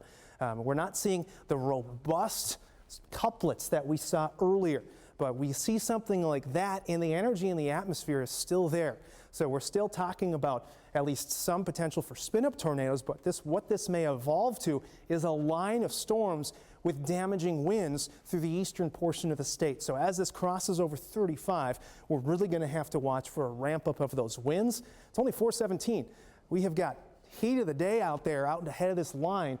We've got a lot of instability, a lot of energy for these storms to feed from. So I'm going to hop back over to radar here, and you can see that southern portion of the line has weakened some. Thankfully, that could also be a detriment. You get storms that are competing with each other, and it's harder for them to grab onto that energy and take it for themselves and become a lot stronger. So we'll have to keep an eye on the storms to the south here as they move in to this relatively untouched area and see what they can produce. For now, it looks like they're just severe with hail and wind. But the storms that we have a little bit further to the north continue to produce the damaging winds and, of course, at least some potential for tornadic activity. And you can see those pushing up right to the metro right now. And look at the rain. Had reports of blinding rain with this. Again, with the flooding that we've already had, rivers already swelling a little bit, this is just going to make things worse. And especially as we get into the metro urban areas with a lot of pavement, flash flooding becomes a real concern as this rain has been very heavy. I mean, we could be talking a couple inches of new rain as this moves through, even with the line moving as quickly as it is. So I still want to keep an eye on some of these areas of rotation, make sure we're focusing on those. And I realize kind of hopping around a little bit on the map. I know I've gotten some messages about that, but it's again one of those situations where we have got so much going on. We want to get to everything. So apologies for that, but you can still see some of these areas that we've got a rotation south of St. Charles, and we've got that northeast of Winterset working its way into the metro. So we are going to have to keep a very close eye on that. And as we go a little further to the north, that other area of rotation just to the north of Boone right now, still have a warning up there. You can see kind of that line that's been working its way to the north. Tightest rotation right now is that little red dot you can see just on the edge of that severe thunderstorm. So I'm going to zoom out just a little bit further, and I'm going to throw a track on this for you. Even severe thunderstorm warnings upwards into Minnesota, they've had some tornado warnings out there today, and I think they still have an active one. So let's go northeast, coming, just updated on me here. Let's give you the most recent up-to-date information. So that little tight area of rotation just to the northwest of Story City, working at around 45 miles per hour. Jewel, that puts you on around 10 minutes. Blairsburg, 21 minutes. Williams, 26 minutes. Buckeye coming in at 31. Dow's, 40 minutes. Iowa Falls coming in at 42 minutes. So again, besides the wind threat here, a hail threat appears to have died down somewhat too. You can still see some pockets of cores. We've got that one north of Perry, we've got that one west of Indianola, but hail is not the main concern here. I know it was western portions of the state, 2 to 3 inch hail. That's dramatically decreased for us. We still have some hail in these storms, and you can see south of Perry, and we've got that one southwest of Indianola. But the main threat, again, wind and even some tornadic activity, continues to be a concern for us here as these storms race their way to the east. And you can see just intense winds that are starting to push their way into the metro. This spot right here is very strong winds. Once you start to work your way into the blues, that's some strong stuff. So we've got 70-mile-per-hour winds that are racing out with this storm, and that's going to be working its way through the metro. We're talking areas like Norwalk, Waukee, Johnston's going to be impacted by those, upwards towards Dallas Center too. And I want to actually track those out for you here, give you an idea of where they're going to be headed. Going to hop between a couple things here as well. As we look at shear tracker, I want to keep an eye on this cell. It's got a little focus of rotation there to the north of Waukee. So let's put a track on that before we put a track on the winds, because I think this is a little more imminent. You can see here, and keeping an eye on that camera there too. It looks like we do have a lowering. I'm not sure where that is. Notches like this, and that's the storm ingesting moist air and re-strengthening, and that's happening right over the top of Carlisle along Highway 65 and Highway 163. So this storm continues to push its way through eastern portions of the metro, and it's actually strengthened a bit as it's done that. So Altoona, get to that safe space. Colfax, this is going to be working its way to the northeast. I want to hop back over to our shear track and get a good idea on the exact track of this, but you can see all of the areas of rotation we're working with. West of Maxwell, we got to zoom in on this a little bit. This is a very tight area of circulation. This is the one that made its way over the radar. This might be some of the more extreme rotation we have seen today, south of Cambridge. Again, this is pushing to the northeast. Cambridge, safe space now. Again, very strong rotation, pushing right over Highway 210. Maxwell, you got to get there as well. Let's take a look at our debris tracker here, and there's that debris ball again. That pesky little thing, you can see it pushing its way up to the northeast. So and I think you're right about that debris ball to the south there too.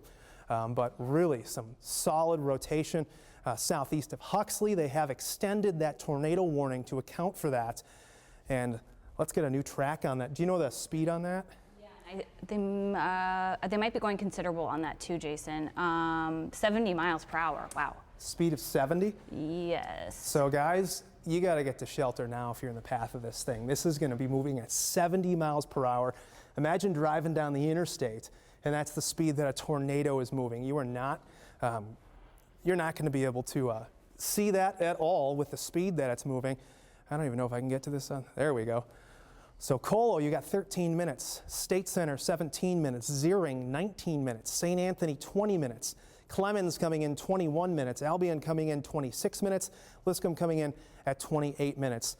And again, this is one of the more extreme areas of rotation that we have seen today. You can see just how strong this has been wrapping up. And I'm going to go street level again with you here. This is really an intense area of rotation. Strong winds associated with this. look at that, right over 315th Street, 305th Street. That is very, very strong rotation. This is likely a tornado on the ground, as we saw by debris tracker out there. Again, the Weather Service has tagged this with a considerable damage tag. Again, not something they do that regularly, which means that this is a dangerous situation as this storm continues to push northeast. And again, we are likely dealing with another situation like we had talked about before. As these storms made their way into central Iowa, they're working their way into more favorable air. They're working their way into untapped air, which means ample energy for these to maintain their strength. So Cambridge, again, this is just to the east of you. I know this just passed through, but I would stay hunkered down for a little bit longer. Nevada, we'll see if this can push northwest, but right now that northeast track would take it right through Colo. So please get to that lower level of your house, most interior room, whether you're Nevada, if you're along Highway 30 from Nevada all the way east towards State Center, and if you're on Highway 65 from Colo down through Collins, that whole area is going to be on the path of this area of rotation. Really, really strong rotation has ramped its way up here. And as you look at radar again, you can see this is just textbook. We have got that little ball on the end of it just rotating its way to the northeast. This is not good. So Nevada, again, Maxwell upwards towards Colo. I'm going to zoom out a little bit further here and look at more areas to the north too. We've still got some storms upwards towards Iowa Falls. Again, a lot of those have weakened considerably. Still dealing with some strong winds and perhaps some rotation working its way towards Iowa Falls. That's become a little messier, thankfully. But the main storms that are producing all of this headache right now are to the south and through central portions of the state, eastern portions of the metro. As we hop back over to our shear tool, you can still see that tight rotation south of I-80 near Prairie City. So this is working its way through Altoona. This is going to be pushing its way up towards Mitchellville. In those areas, again, really under the gun here as we've seen this rotation strengthen over the past 20 minutes or so. We've got reports of sheet metal debris 2 to 3 feet in length on the ground on Minburn Road west of Minburn too. So again, just a testament to the destructive nature of these storms. It's just one of those days that you hope as a meteorologist doesn't happen, but a whole lot of these storms have just really strengthened, or mainly these two, with the strongest one up to the northwest there by Marshalltown. And it looks like you've got a storm track on that one. I got a track on this here. This is the same storm, Jason, the same tornado that Jason was just tracking. This is in southern portions of Story County here. So the main area of rotation is now just to the east of Huxley, but to the west of Maxwell. So right between Huxley and Maxwell, south of Nevada. We've got the track on here. You see those towns on the side of your screen. Colo in the next 5 minutes, State Center in the next 12 minutes, St. Anthony in the next 15 minutes, same for Clemens, New Providence, and Liscombe in about the next 20-25 minutes, same for Union. So if you see or hear your town being called, if you know anyone in those areas that maybe aren't paying attention to the weather today, this would be the time to give them a call because this is a pretty serious situation, at least from radar perspective here. I just want to go back to debris because that debris ball is still there. So let me clear the screen for you here now. It has moved within the last couple of radar scans. It's now just to the south of Nevada. We will put the rotation back on here. Again, not looking at any signs of weakening here. So we've got Nevada here, Maxwell down to our south, Colo over here to the west, or the east, excuse me. And that's where we've got that serious, really significant indication of a tornado on the ground, if not with the debris ball there. So, yes. 22,000 in Des Moines without power now too. Okay, so again, the winds that we saw that we've been tracking as well, knocking down those power lines here. So if you are in Nevada, Colo, you are downstream from this, Clemens, State Center, you're also included in this tornado warning. Head to your safe spot now. Again, this is what we mentioned before, even on reflectivity, when we put it back just to the radar picture, we've got that hook.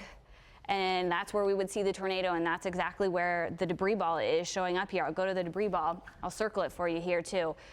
So that's more indication that this is a strong, potentially strong tornado on the ground there. So we've got the circle there. We see the debris ball in the blue. That lines up with our shear tool as well, where we have the yellow. That's some of the most extreme rotation that we've picked up on today so far.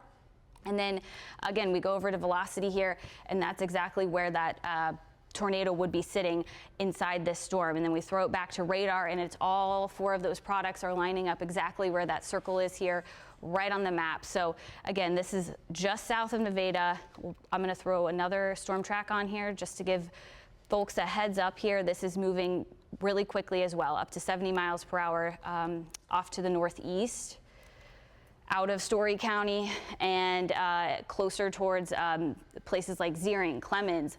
You are all included in this tornado warning. Union also included in the warning. Again, Colo, this storm will be at your door in the next 5 minutes, State Center in about the next 10 minutes, Clemens in the next 15 minutes, Union and Conrad in about the next 20 to 25 minutes or so. So this tornado, again, moving extremely fast at about 70 miles per hour. We've seen consistent trends here with the radar data that we have and with our tools on the radar. So let's zoom in a little bit more. Again, this is going to be to the east of Ames, still just south of Nevada, and back to our south and west of Colo. So here's Colo. Again, Colo, this would be headed your direction, directly at you potentially, as it continues to hold its strength here over the last few cycles.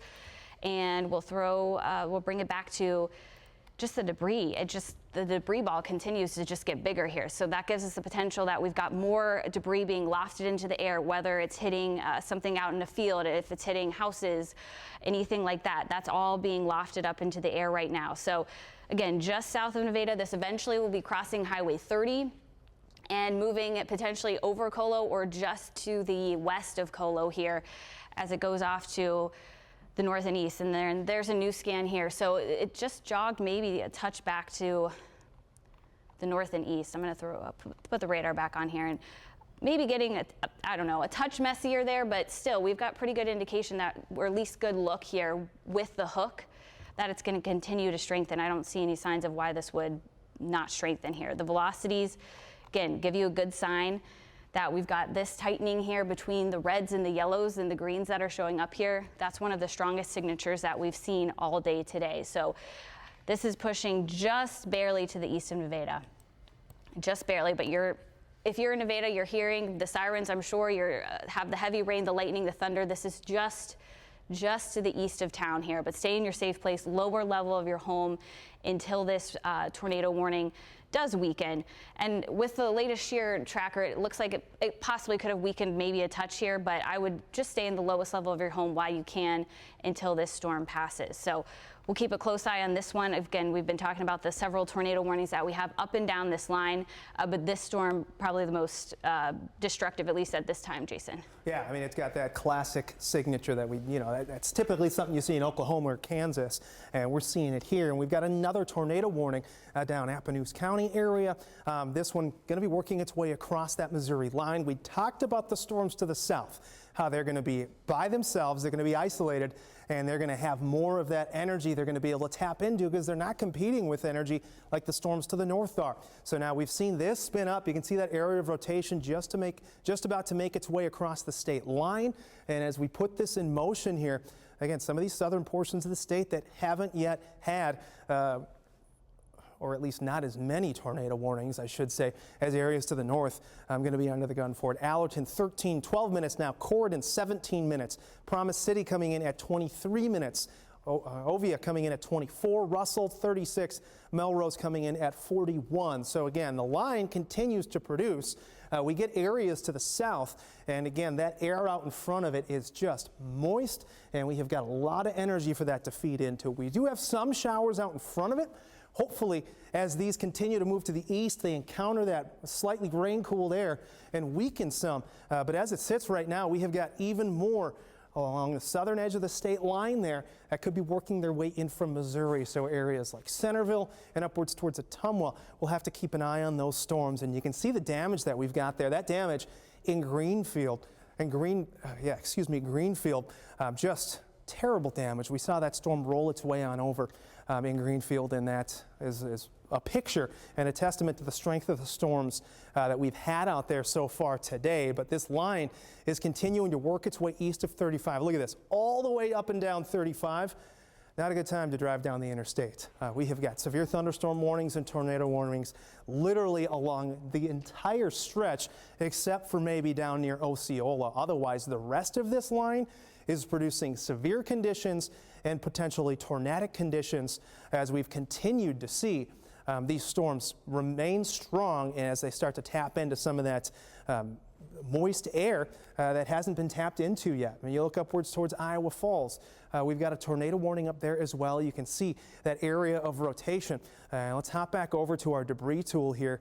And again, not seeing that clear indication like we were seeing with the storm through the metro and through Nevada, but still a good indication on our shear tracker here that we are seeing at least some rotation with that. So I'm going to zoom back out just a bit. Again, we're going to try to get to everybody here as we've got a pretty incredible situation unfolding with a lot of damage and a lot of storms that are capable of producing that damage. So as we go to the northeast here, Ackley, you're talking 17 minutes, Applington 25 minutes, Dumont coming in at 29 minutes, Parkersburg coming in at 30 minutes. They were sandbagging earlier. Again, we've had so much rain.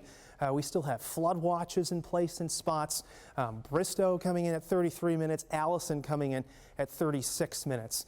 I'm going to zoom back down here a little bit, and I don't know if you want to touch on that storm again since it's working its way through a pretty populated spot. Right, just scooting right between Nevada and Colo, but this will be coming up on Highway 65 here into eastern portions of Story County and then eventually into Marshall County here. So we'll put back on the rotation tracker here. So we've kind of, over the last couple of scans, it looks like it could have maybe just weakened barely, but now maybe a little more of an uptick. So let me zoom in here again. This is going to be just north and just west of Colo right now, at least the center of that circulation.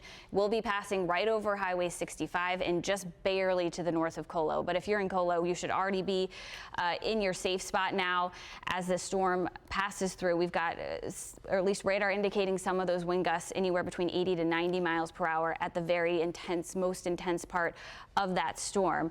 Still showing debris ball, it looks like here from the debris tracker.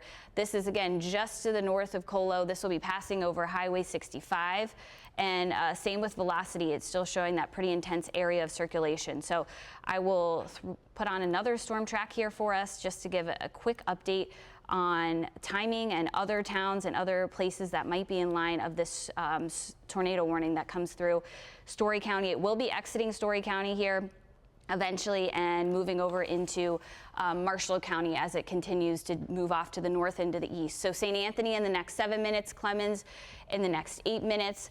As we head closer towards Union, 17 minutes for your neighborhood, Conrad in the next 25 minutes or so, Gladbrook and Wellsburg in about the next half an hour. I don't think we've had any updates, and I think we do have one. So tornado in eastern Story County continues to look impressive and is recycling now as it does so. So we just mentioned that it kind of looked like it might have been weakening just barely, and now it's starting to regain its strength here. And the tornadoes, storms do that periodically here as this line of storms continues to move off to the east. And we've seen that with a couple of those storms here this afternoon. It kind of weakens and then it starts to regain its strength again. So that's exactly what this storm is doing. And we still have that tight circulation there with the brighter greens and reds, but then really the telltale sign here is still showing a pretty good debris ball here just to the north and east of Nevada. So if you're in Story County, eastern portions of Story County, you need to be in your safe spot. Marshall County as well, that's going to be headed towards your direction here as this storm really runs off at about 70 miles per hour, so off to the north and to the east. Rotation, or the tool that we have here, the shear tracker, kind of showing maybe some weakening, but it's going to be right over Highway 65, just south of Ziering, headed towards Clemens State College, and then down the line, other cities there into Marshall County. So this will be moving in northwestern portions of Marshall County here over the next half hour or so. I don't know if we've gotten any more updates here from the National Weather Service, but we're going to still continue to be watching on this storm. Again, it's moving pretty quickly here at about 70 miles per hour. Radar kind of looking a little messy right now as it kind of re-strengthens or kind of regathers itself, but Ziering, you're still in that tornado warning all the way out to Albion as well, all included in this tornado warning. So I'll keep a quick look on that, but of course, Jason said we still have tornado warnings ongoing right now into northern Iowa and also central Iowa here in the metro area. Yeah, we just had a new warning issued too out there by Newton, and you can see the rotation. We've been tracking this all the way through and all the way to the northeast, areas like Newton upwards towards Baxter. This is crossing over I-80 right now, so pretty strong storm. We hop over to radar, the leading edge of this. Really heavy rain associated with this as well. One of those situations where you're going to go from nothing to everything in literally a matter of minutes. So as we break down exactly where this is going to be heading, again, that rotation right along I-80 west of Newton. This is moving to the northeast. We'll go around 50 miles per hour. That puts it in Laurel coming in at 19 minutes, Newburgh 24 minutes, Gilman 25 minutes, Ferguson 25 minutes, Marshalltown 31, and LeGrand 33 minutes. Again, really tight area of rotation that has formed with this storm, and it's racing to the northeast. So I'm going to zoom in and we'll go street level, give you an idea of where that rotation is and associated with your streets. Again, right along I-80, but this is also going to be working its way towards West 52nd Street South. Newton, this is going to be really close. This is likely going to push its way northeast through that northwestern edge of town. So please get to safety. We've tracked this since it was basically in southwestern Iowa, and this storm and this line of storms is continuing its way your direction. Lambs Grove, you're in the path of this. This is along Highway 14 south as well.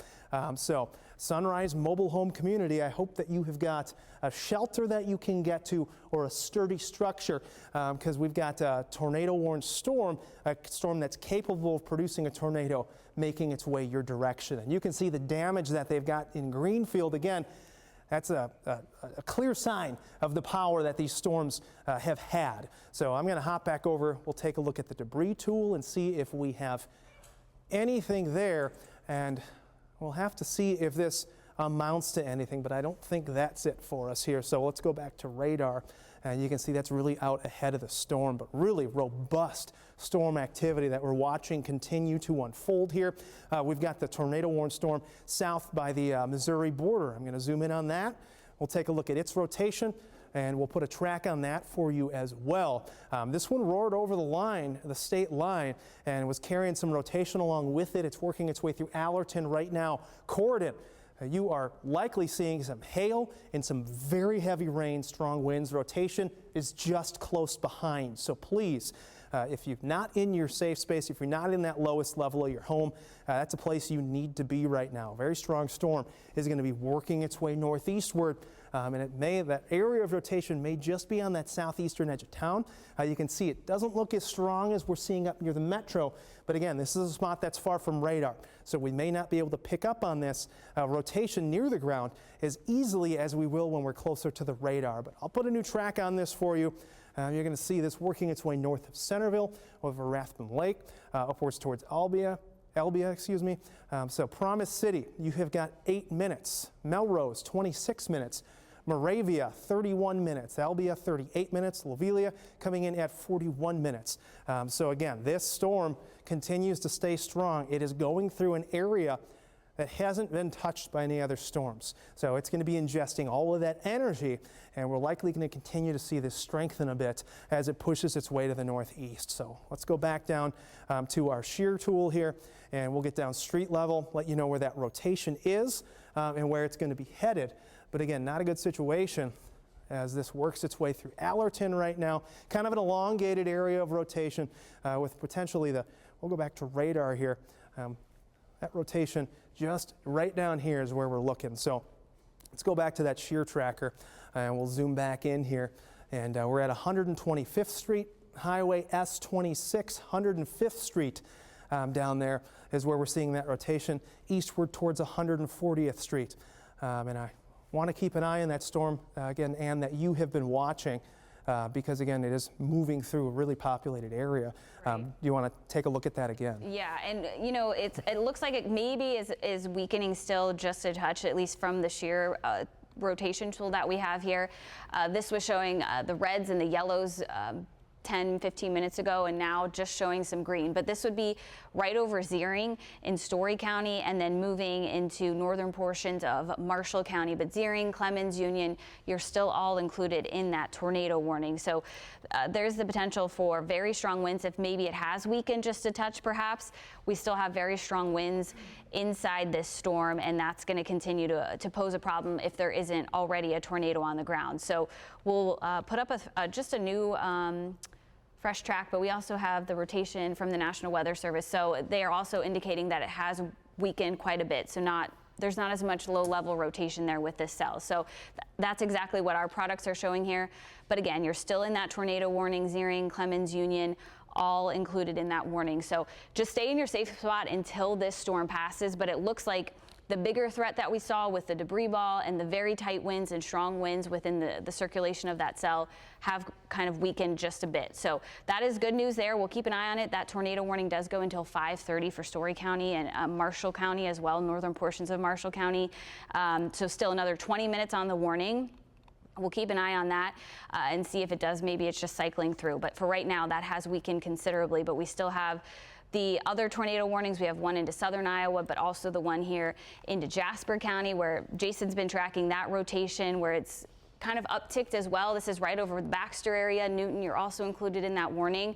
We'll put a new storm track on this just to give you another idea of where this is headed. Again, this is in northern portions of Jasper County. Places like Laurel, this will be in your neighborhood in the next 10 minutes, Ferguson in about the next 20 minutes, same for Gilman, LeGrand in the next half hour, Tama as well in the next half hour, 35 minutes or so. So these storms still moving very quickly, and there's that potential for the strong winds as these storms approach these places, but then we still have the rotation, or at least the indication that there is some rotation, say from about Baxter, stretching almost down to Newton here in Jasper County. So want to keep a close eye on that. We'll clear off the radar. We'll go back to reflectivity here just to show you what it's looking like. And again, the line is making its way across Iowa now, basically east of I-35, I would say here. That's where we've got still some severe thunderstorm warnings stretching from central Iowa up into northern portions of this state along this line. But we've also got 3, I believe, tornado warnings now, 2 up towards north central Iowa, and then 1 and a new one now coming out of Missouri. So I want to go back down to those storms. I don't know if Jason, you're on that one as well, if you want to. Yeah, I can take a look at that. One. We do have some slight rotation just to the southwest of Williamson. Again, not nearly as strong as we've seen in the past, but we'll have to keep an eye on this storm to make sure it's not ramping up at all. You can see it's kind of weak at this point, but again, these things don't take long for them to spin up. We'll look a little bit further to the south here, and you can see this storm really has continued to strengthen as it's made its way into Corydon. Likely seeing some hail on this, as well as that area of rotation, really a dense pocket of a hail core there. I wouldn't be surprised if we were seeing hail of 1.5 inches to 2 inches out of this thing. So let's get back to the rotational component of this. You can it's a little messier there, but this is where it would be right into there. So let's go to our shear tracker here, which typically has a pretty good handle on it. And you can see that is just to the southeast of Allerton now, again, working its way up towards Corydon. So Corydon, I know you're going through a lot right now. You've got the rain, you likely got some hail and some very strong wind. That rotation is still to the south of you. So the most dangerous part of the storm is still south of you. That is still making its way to the northeast. So settle in, get to the basement. I know you're probably hearing a whole lot banging on your roof from that. But we're not through this yet. We'll get through this together, but as it sits right now, you can see that just to the south of Corydon. So as I put this up, we'll put it right on that area of circulation. And you can see as this moves to the northeast, we're looking at Promise City in around 8 minutes, Melrose 24 minutes, Moravia coming in at 30 minutes, Albia 37 minutes, Lovelia coming in 40 minutes, Blakesburg 43 minutes, Avery coming in at 43 minutes as well. So multiple storms still to watch. I'm going to hop statewide here and make sure that there's nothing out there that we aren't seeing, because this line literally stretches from up into Minnesota all the way down into Missouri, and it is just scraping across our state right now. And you can see all the severe thunderstorm warnings that we've got embedded in that line. I'm going to zoom back in to the metro here. We'll keep an eye on some of these storms. Heavy rain continuing southeast of the metro. Metro proper is clear from the threat. I know we still have a severe thunderstorm warning active there, but metro not in any danger at this point, at least the immediate metro. As we zoom in a little bit further, I don't know why it does that sometimes. Let's go back out statewide and zoom back in, but you can see that area still dealing with a lot of rain. And you look east of Carlisle, south of Mitchellville, southwest of Prairie City, some pretty intense stuff happening there. So hopping back over to Shear Tracker, a lot of messiness there, not a lot of rotation. We go a little bit further to the north and you can see where the tight rotation is right now south of Melbourne, north of Newton. We had a wind gust reported out of Newton at 71 miles per hour. So again, whether it's tornadic or not, we're seeing an intense wind with a lot of these storms, and that's again something that we expected today, and we're seeing that come to fruition for us yet again. So Marshalltown, this is making its way up your direction. I know you dealt with something, 6 years ago now, but we've got another storm that's working its way to the northeast. We'll see if it can hold that rotation together, but right now you can see that Laurel coming in at 7 minutes, Haverhill 8 minutes, Ferguson 11 minutes, Marshalltown 15 minutes, LeGrand 17 minutes, Montour coming in 17 minutes, Garwin at 23 minutes. So it looks like they have transitioned this, at least the eastern portion of it, to a severe thunderstorm warning, likely because of the winds that we've seen. Again, that 71 mile per hour gust was very strong, but we're going to have to keep a very close eye on this area right in here for any intensification of that rotation. Again, it is fairly strong right now, but as we head into the next few scans on radar, we'll have to take a look. Look at the winds by Melbourne right now. I'm going to zoom in there and we'll get an idea of some of these, but really, really strong winds. And most of the ones that we have seen where we've seen peaks like this, we've actually gotten reports of that happening. So right through Melbourne, we're talking 77 mile per hour wind potential. Again, that's radar estimated, maybe around 70 miles per hour. Regardless, that's damaging wind. That's moving northeast, and we're continuing to see these storms, as I've said time and time again, go into areas where the environment is very favorable for them to continue to strengthen. So as they work their way into eastern Iowa, there's a pretty good chance that we see these at least maintain their strength. We're not fighting daylight either. Right now it's 5:16. That sun doesn't set until almost 8:30 now.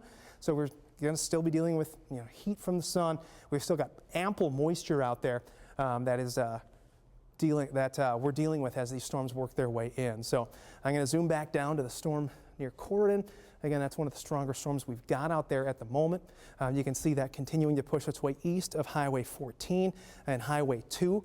The area where we're seeing the greatest circulation, which right now has really ramped up just east of Corydon, is along Highway 2. So this has been working its way to the northeast. I want to make sure we're not seeing any lofted debris there, and it appears that we are. So you can see that little blue ball. Ann's talked a lot about that, what it is. Again, that's 2x4s, pieces of houses, debris that's just thrown up into the air that we can see. That right now is along 210th Street towards 220th Street. So this is just on the northern edge of Promise City. Promise City, this is working its way on the northwestern edge of your town here, staying at the lowest level of your home, stay in safety for the time being. Again, this storm momentarily will be through. These have been moving very fast. So this is pushing its way eventually upwards towards Highway 142. So I'm going to zoom out here. We're going to put a fresh track on this since we have a pretty clear indication that we have got a tornado down here. Again, that's north of Seymour. Seymour, this isn't your problem. This is moving north of you, not going to impact your town, though. We'll take a look at some storms to the south, make sure nothing's crossing over that Missouri border that we don't want. But a lot of these have been moving around 50 miles per hour or so. Some of the stronger ones around 70. Melrose, you got 16 minutes. Albia coming in at 27 minutes. Lovelia coming in 30 minutes. Avery 33. Bussy 36. Tracy 41. You got a great Tracy festival down there. Eddyville coming in at 42 as well. So again, this is a storm that's really tightened up, and that's kind of what we expected. We've got an area where a lot of the day was spent sunny and really just energized the atmosphere, and we're seeing that storm strengthen because of that. You can really see that hail core there, likely still dealing with some very large hail. It has weakened a little bit, which isn't always a good thing. You get that hail core to weaken, means the updraft may have weakened some. And that can mean that hail starts to finally fall down and can start to do some damage. So wouldn't doubt that we're seeing pretty decent hail falling northeast of Corydon, north of Seymour right now. So hopefully we don't have too many dents and too many cars there, but that is likely the situation. And you look south of the border, still have a severe thunderstorm warning that's going to be pushing its way to the northeast. And the better conditions are in Iowa. So as this pushes its way over the border, we're going to have to keep a close eye on this to see if it does what the storm near Corydon did, where as soon as it crossed over the border, started to make its way in, it started to rotate really heavily. Again, hopefully we can start to see some of these weaken, but as it sits right now, ample energy for these to tap into for us. Man, looks like you've got kind of a broader look at things over there. Yeah, and I do think we have Trey, and they just told me where he is, and it just escaped my memory. So he's near Harvey along Highway 92, and I believe he can talk. So Trey, if we'll take your picture, go ahead and tell us what you're seeing out there. Hi, Ann. We are on Highway 92, about a mile or two west of Harvey. You're looking back to the west toward that severe warned storm near Melcher, Dallas. It has a little bit of weak rotation on radar, and what we're seeing there is kind of a bowl-shaped lowering right there on the back edge of the storm. So that's on the updraft, up in the updraft region, and that is a wall cloud that you're looking at right there. This is just to the south of Melcher, Dallas. It's not rotating strongly, but it is something that we are watching very closely right now in southern Marion County. So a severe thunderstorm warning active for this cell with a wall cloud present. I don't see any funnels or anything that is indicating immediate tornado in southern Iowa.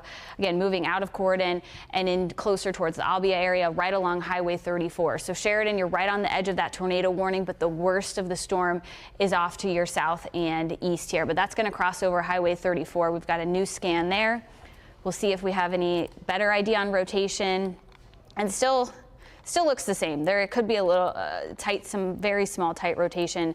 Again, we're far away from the radar, as we've been talking about here in southern Iowa, so a little bit harder to pick out.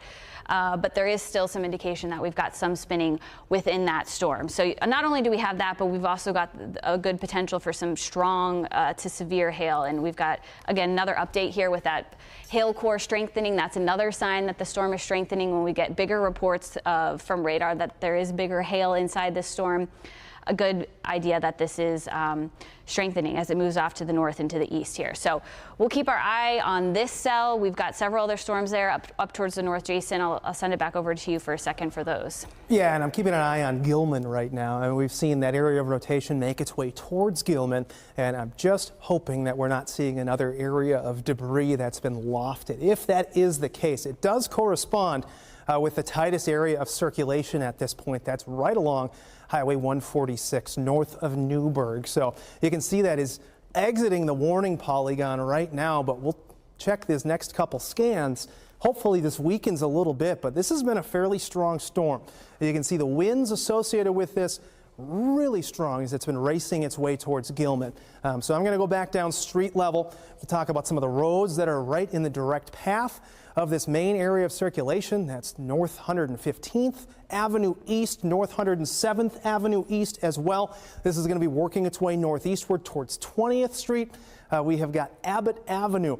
So Gilman, you got to get to that lowest level of your home. Make sure you are in a safe location. If you can, make it to a shelter. Again, it's one of those situations we don't like to see where this maybe, again, lofting some debris in the air, which would mean that there would be a tornado on the ground. So as we hop between our different tools here, you can see this, the strength of the winds even associated with this storm. I'll hop back over to our radar and look at the core of that making its way into Gilman. You can see the inflow into this storm, which means it is strengthening. That's ingesting moisture and energy that could help to keep this storm robust. They do have a severe thunderstorm warning out in front of this. We'll see if that rotation does kind of wrap up even tighter if they do issue a tornado warning. But as it sits right now, there is at least enough of an idea for me that this could be producing something tornadic. So those winds, though, associated with this upwards towards Marshalltown, incredibly strong winds. We're talking winds upwards. I mean, again, radar typically overdoes a little bit, but it's a testament to just how strong these are. Wouldn't doubt we see winds of 70 miles per hour with that. You'll go down southeast of Laurel, south of Laurel along around Highway 14, and we have got strong winds as well down there. Winds probably around, there you go, 70 miles per hour. So we talked about this generally transitioning to a wind threat, and what we hoped wouldn't happen is, well, we've got a tornado threat alongside a wind threat. So really damaging line of storms is continuing to push its way eastward. I'm going to put a new storm track on this for you. I'm going to hop over to that debris tracker to keep an eye on it, but I really think we might be seeing this continue to develop, which would not be good news for folks at Gilman and eastward towards Toledo. So let's put a track on that for you. We'll go northeast. Well, thankfully, it looks like that may have disappeared. So Montour, you got 8 minutes. Tama, 14. Toledo, 15. Elberon coming in at 28. Traer, 29. Dysart coming in at 35. So good news there. The National Weather Service. So I'll keep an eye on this. I know we've got several other storms here that Jason and I are trying to track here. So I want to get back to his storms as well. Yeah, so they just issued a new severe thunderstorm warning. This is for areas like Marshall County, Tama, Blackhawk County. That core of winds that we were just talking about, again, cause for concern. That's making its way to the northeast, 60 to 70 mile per hour winds. So I'm going to put kind of an extended line on this because it is a pretty large core of winds pushing to the northeast at around 50 miles per hour. So Tama, you just got a few minutes, as do you. Toledo, Garwin, 4 minutes. Gladbrook coming in at 4 minutes. We got Traer at 19. Elberon coming in at 20 minutes. And look at the winds that we have. Even up near Iowa Falls, we've got some very strong winds. I want to zoom in on that one too. That's just north of Highway 20. You can see the core is just intense. This working its way near Ackley, upwards towards Parkersburg. So as we look at some of the winds associated with this, again, talking close 70 to 80 mile per hour winds with this. That's destructive wind potential. And again, I know I've said this a few times, but you get further away from radar, sometimes that doesn't make it to the ground. But there's enough indication here where, again, that could be a very damaging storm cell. Let's go back out statewide here. I want to zoom back into the south. Again, we've talked about the storm south of the border, and there's one that has been rotating, and they've tornado warned it now, so we'll have to keep an eye on that as it works its way south of Ottumwa there into southeastern portions of the state. But hopping back over to radar, if you're Ames, Des Moines, westward, again, you are in the clear from this now. The worst has happened. And I know it's been terrible for a lot of folks, but now it's time clean up areas to the east, still dealing with a considerable threat as these storms push through. So I'll zoom back down here a little bit. I want to see this storm near Knoxville. You can kind of see maybe a little appendage on the bottom of that. I want to make sure that's not getting any bad ideas for me here. And it doesn't look like it is. The rotation on that kind of non-existent. Still looking at that storm that Ann had mentioned, Albia, upwards crossing towards Highway 34. This is east of you, Sheridan. Sheridan, you're fine from this.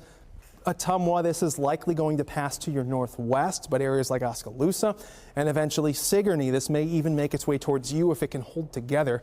It is the strongest storm that we're seeing at the moment, and you can see the strength. That'd be great. Hi, Ann. We are headed south on Highway 63 right now. We're having to pull over and get some gas, but the tornado warned storm in Oskaloosa is to our south, and it will be moving up toward our area. It's going to likely go right over the Eddyville area, just to the south of Oskaloosa. So we're getting in position, trying to get some gas, but I'll try to keep the shot up to the southwest so you can see the forward flank of that storm. The forward flank is the part of a supercell thunderstorm where the rain and the hail gets thrown to the northeast because of the strong wind shear. So that darkness that you see back to the southwest is the forward flank of that storm, and then eventually the mesocyclone, the rotating part of the storm, is going to come over us, and it may go just to our south. But again, we're getting gas right now, but we're going to head south on Highway 63 toward Eddyville very shortly. We'll send it back to you. Okay, great, Trey. Thank you so much. We'll keep an update from him when he gets in position there. But you saw the darkening skies there from his shot as well. He was looking back down on this storm and still showing a little bit of rotation from the rotation tool that we have used. This would be just to the north and west of Albia, but just barely north of. Are east of Hubbard.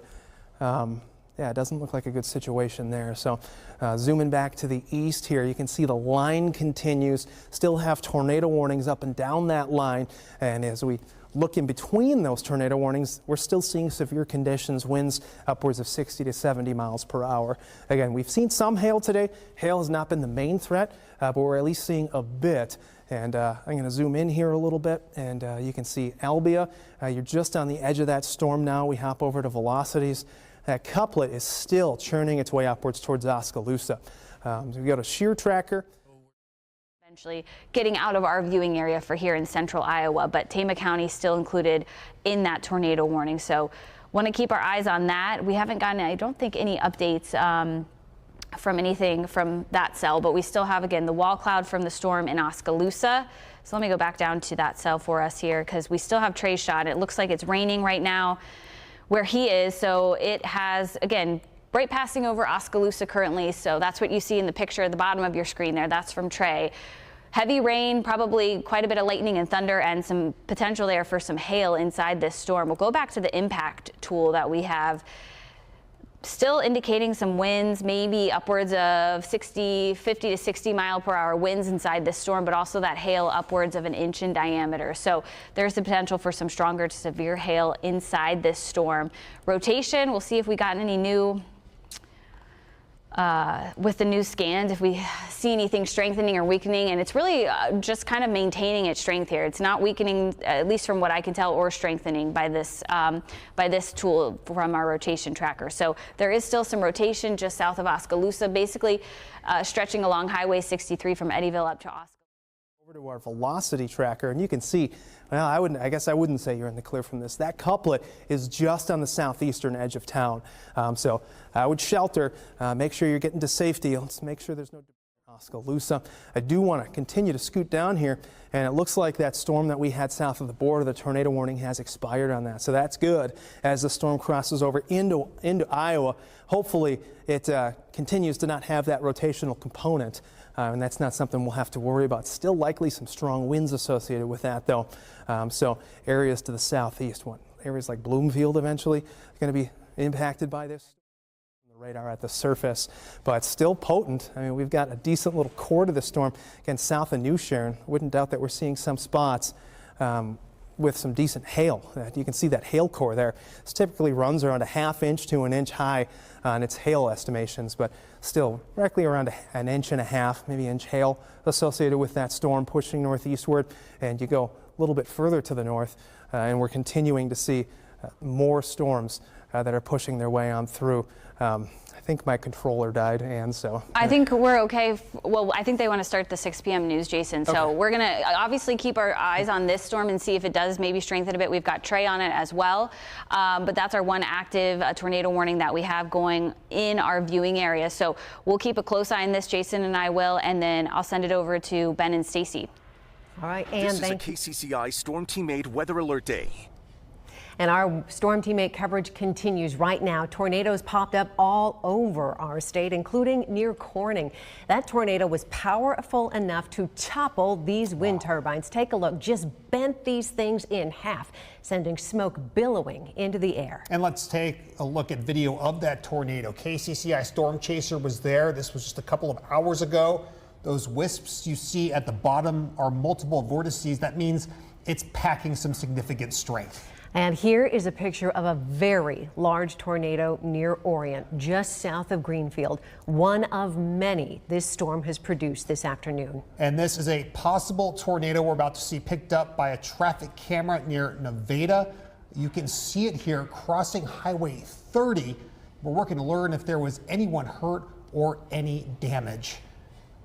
It has been an active weather day. That's why we are weather alert. We are hearing of damage to the Mercy Hospital in Adair. It's been evacuated. We don't know if anyone is hurt at this time. Yeah, it's really one of those days to where so many parts of our viewing area impacted by the severe weather. We want to make sure you know what's going on in your neighborhood right now. That's why we have a whole team showing you the aftermath of this outbreak. And we start with KCCI's Ophelia Jacobson in Greenfield. Ophelia, we've seen the pictures. It does not look good there. Yeah, Stacy, it really isn't good news out of Greenfield. This is a central Iowa town of just over 2,000 people. And just hours after the storm, now that the clouds have rolled on, we are really starting to see just the extent of this damage. We have a family right behind me who is currently just rummaging through what used to be their home, trying to find anything and salvage anything they can. We saw them find their guitar. That must mean a lot to them. And, you know, we have cleanup crews passing by, push some of that debris away, push some of those fallen trees. We have power lines that have just been toppled over, cars that have just been smashed, and tractors that have also been flipped upside down as well. It's really a terrible scene here in Greenfield. We've seen multiple fire crews here. We do know KCCI has confirmed that multiple counties, surrounding counties, have sent in deputies from their sheriff departments to help with cleanup, and KCCI has been on the ground talking to families whose entire lives were uplifted, and they just say they are thankful that they are alive. I've lived here all my life. I'm just praying that everybody was safe, everybody's safe, and nobody got hurt. Do you know of anybody you know who's hurt or still missing? Not yet. I haven't heard of anybody, but I'm just keep hearing all over the place that houses are down. Even all the new houses out by the lake are down. Is there anything else you feel like we should know? I just want to thank God for keeping us safe and everybody coming together to help. It was scary, very scary.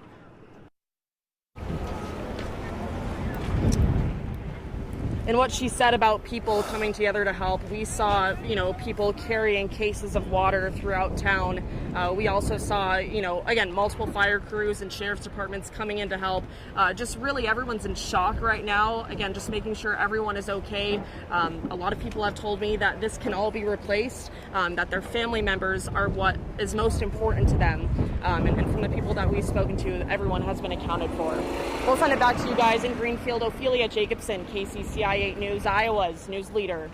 Okay, Ophelia, thank you. The emotion's so raw right now, and people just starting to comprehend what's ahead as far as cleanup and everything is concerned. Zane and Trey, they've been tracking this storm and Storm Chaser throughout the day. Yeah, I've caught some tornadoes on camera for us too. Let's start with Zane. Zane, where are you? Greenfield tonight, what are you seeing?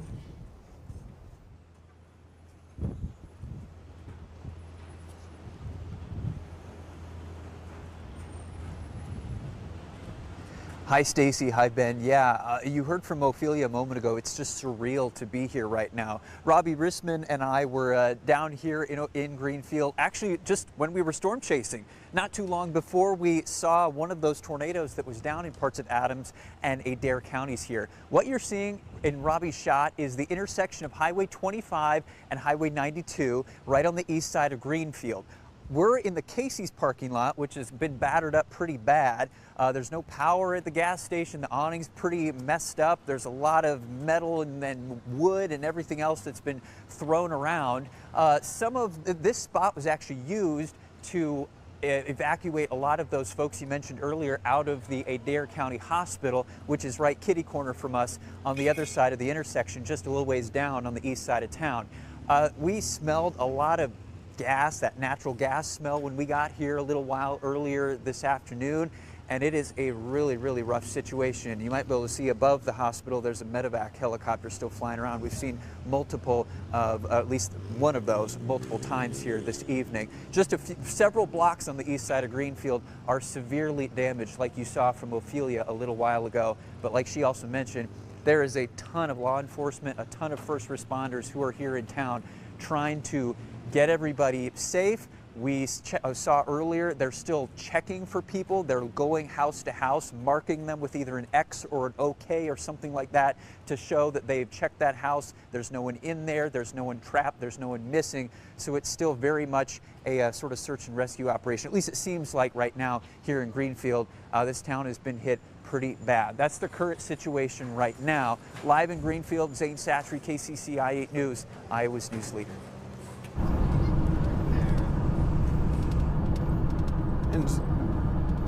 And Zane, we are headed back north now out of Ottumwa. We were following a tornado warning storm there, but we also saw the tornado as it was forming southwest of Greenfield earlier. This was a very substantial tornado, a very strong upward motion around the side of it. We saw it in Storm Chaser, but it was very difficult to see after a while because the tornado shrouded in rain and was lifting to the north in town and went through town rain wrapped. I'm going to show you where we are right now. We are out, we are just pulled over on the side now of Highway 63, moving north out of the city of Ottumwa. The storm that had been tornado warned, where we had a wall cloud on it, has weakened considerably. All we saw pretty much out of that cell was a rotating wall cloud, and then we had some very strong winds come out of the backside of that storm. So our plan right now, we're headed back toward the Des Moines metro area. It looks like the worst of these storms are clearing out of southern and southeast Iowa now. Meteorologist Trey Fulbright, KCCI 8 News, Iowa's news leader. Want to thank Zane and Trey for those updates. KCCI's Bo Bowman is live near Newton tonight. And Bo, what are you seeing there? Well, Ben, we're on the west side of Newton in the area that's known as Lamb's Grove, and this is where that area of rotation that Jason was pointing out on the radar came through on the west side of Newton here. You can see some downed trees out about 7 a.m. this morning when that storm rolled through.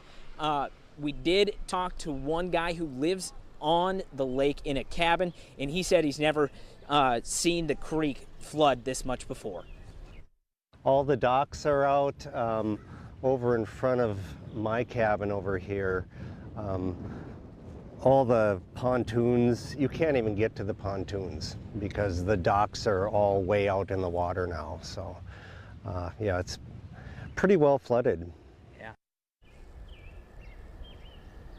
So right here in Jasper County, a lot of tree damage. We haven't seen much property damage. We did see, as we were driving this way, just north of Kellogg, an outbuilding fly from its spot in the field. It flew to the east, so that was pretty concerning to watch that happen. But right now, just a lot of tree damage, a lot of superficial damage, but still a lot of cleanup work to be done. I know in the city of Kellogg, they are dealing with some major flooding as well. The North Skunk River has spilled over about at least 500 feet in either direction of its banks. We talked to some people sandbagging there. They were waiting for this storm to roll through to figure out where they were going to put those sandbags, and they're dealing with that issue right now just about 10 miles east of here. We're live in Newton. Bo Bowman, KCCI 8 News, Iowa's news leader. Okay, Bo, thank you. We know a lot of areas also saw hail with this line of storms. This is pictures from Creston. Tanner Royster sent us in these Jones County. This warning has been allowed to expire. We still have at least some broad rotation on it, but again, it hasn't been strong enough for them to reissue this. We'll have to keep an eye on it, though, with that broad rotation being there. That said, a lot of the storm activity has surged to the east. We still have a line southeast of the metro near Pella, all the way down to around Centerville. That's been pushing eastward as well. That is sub-severe at this point. So good news there. Really, if you're Pella westward, the threat has decreased, and we're putting the all clear out for you, but you can see some of these storms still rumblers up near Pella down through Knoxville. And as we make our way a little bit further to the north, of course, there's the storm we had eyes on a little bit ago. Looking at velocities here, we still have some strong winds in these, and that's why we still have some severe thunderstorm warnings associated with these. So strong winds working their way towards Belle Plaine. Strongest, though, up near LaPorte City. Again, this one had a tornado warning on it for a bit, but winds 60 to 70 miles per hour possible with this. So just to keep an eye on what all happened today, if we turn off the radar and zoom out, storm reports are really impressive. You can see all of the tornado and funnel reports we had to the southwest, and then we've got wind damage reports through the metro as well as tornado reports. And as these made their way to the east, still hail reports and wind damage reports. I mean, this is one of those horrible days that you just hope doesn't happen, but we watched that line of storms trek its way all the way through. It started up west of Council Bluffs into portions of Omaha, and as soon as those storms fired up, started to see funnels produced from those, tornadoes produced from those, and as they made their way to the east, you can see this area right here where we've got all these houses with water, that's flooding. That's the area that's been the most saturated. You get areas like that, and it's pretty easy for trees to even fall down as the soil is so wet. There's nothing really holding that tree in there anymore. And again, we've seen a lot of that through northeastern portions of the state as well. But thankfully, that severe threat is continuing to the east, and we're looking at a much quieter night ahead. That's good to hear, Jason. We know a lot of cleanup needs to happen. We heard you and Ann talk about the strong winds throughout the day. They certainly packed a punch. Maria Calhoun sent us this picture from Clive. You see that tree there, not just knocked over by the powerful winds, but it looks like it's completely uprooted. And those winds took down trees and took down power lines. These are the current power outages from Mid-American Energy. 25,000 homes in the Des Moines area are without power right now. The map on your screen breaks down the outages city by city. Most of those outages are being reported in Ankeny, Johnston, and Des Moines. Mid-American does have crews out now trying to restore power. And we are weather alert today because of the severe storms and the tornadoes we saw earlier today. Those storms have now moved through, leaving behind a whole lot of damage. Yeah, and just the video coming out of and the images of Greenfield and Adair, I mean, county have been difficult to digest. Our Ophelia Jacobson is on the ground there for us now with more on what she's seeing. Ophelia? Yeah, Ben, Stacy, we've kind of switched locations here just to get a more wide scope of the damage that we're seeing. I want to show you this tree that was completely uprooted from the ground due to that tornado earlier this afternoon. And just these houses have been completely damaged by the storm.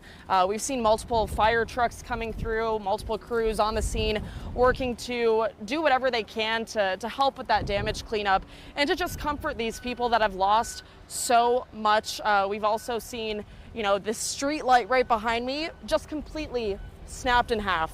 It's just incredible what these powerful winds did here in Greenfield. And people are just, again, in the preliminary hours after this storm kind of passed through, people are just rummaging through what they can find from what was left behind. I mean, just this house looks like a disaster, and it's just terrible to see all this damage that we're seeing here in Greenfield today. A lot of work ahead, but people say that they are thankful their family and friends are alive.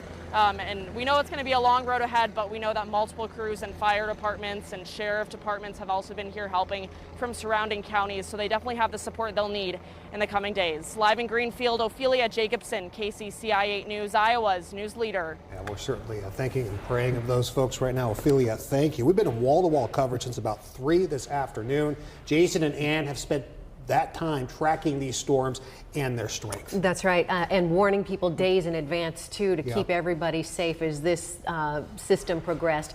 Jason, what do we need to know now?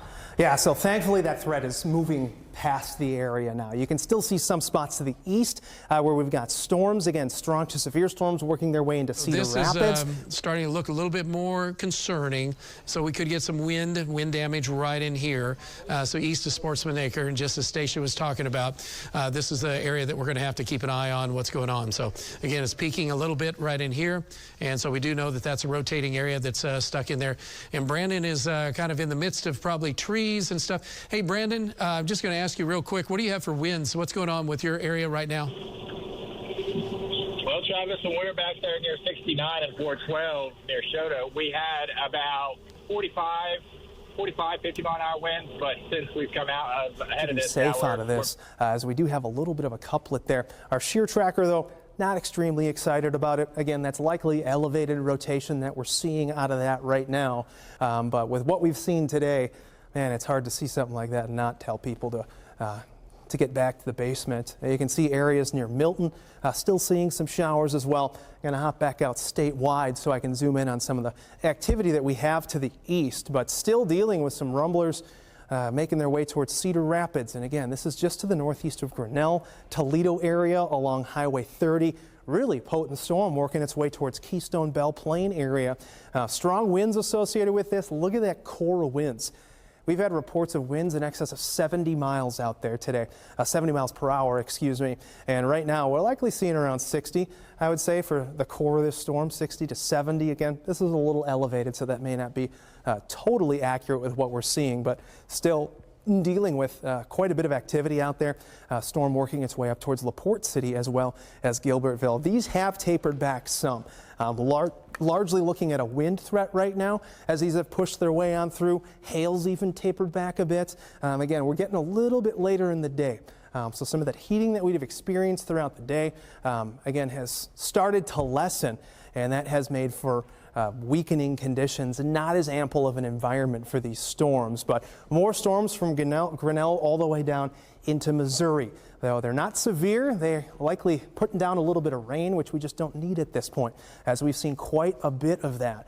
So looking at the rain that has fallen, though, we've had quite a few locations that you look out near Newton, upwards towards Eldora. There is a core of rain here that trekked all the way across the state that has been very strong. So zooming out a little bit further, again, we still have that flood watch. I know this is a mess of a map. Pardon me. I didn't have a lot of time to modify it, but Ann, it looks like things have tapered back and they've started to scale down this tornado watch. Yeah, a lot of our viewing area, a lot of western or all of western and into portions of central Iowa have been trimmed from that tornado watch. So the tornado watch now only exists for areas east of I-35. The flood watch, though, still in play until at least 7 o'clock. It may, potentially, maybe the National Weather Service will expand that. We had some areas of localized flooding that we've been talking about, but for now, that flood watch goes until 7 o'clock this evening. Temperatures much cooler, starting to feel a little bit better out there thanks to the rain-cooled air, especially back towards western Iowa. Sitting in the mid-70s right now here in Des Moines. We're in the 60s out towards Atlantic, and Carroll still hanging on to the 70s and 80s the further east you go, where the storms haven't quite reached eastern Iowa just yet. This is what it looks like tonight, though. Again, that line of storms was basically it. So the rest of tonight should be much quieter and much more at ease here for everyone here in western and central Iowa. We still have the storms pushing through eastern Iowa. Eventually those shift off into Illinois. Maybe we get some leftover activity across northern or western Iowa late tonight. Early tomorrow morning, we've got some clouds lingering, but then eventually we do see clearing as we get into the day on Wednesday, maybe a brief shower in the morning, and then we're talking more sunshine here going into Wednesday afternoon. Tonight, though, we're talking upper 40s to low 50s. Tomorrow's forecast takes us back down into the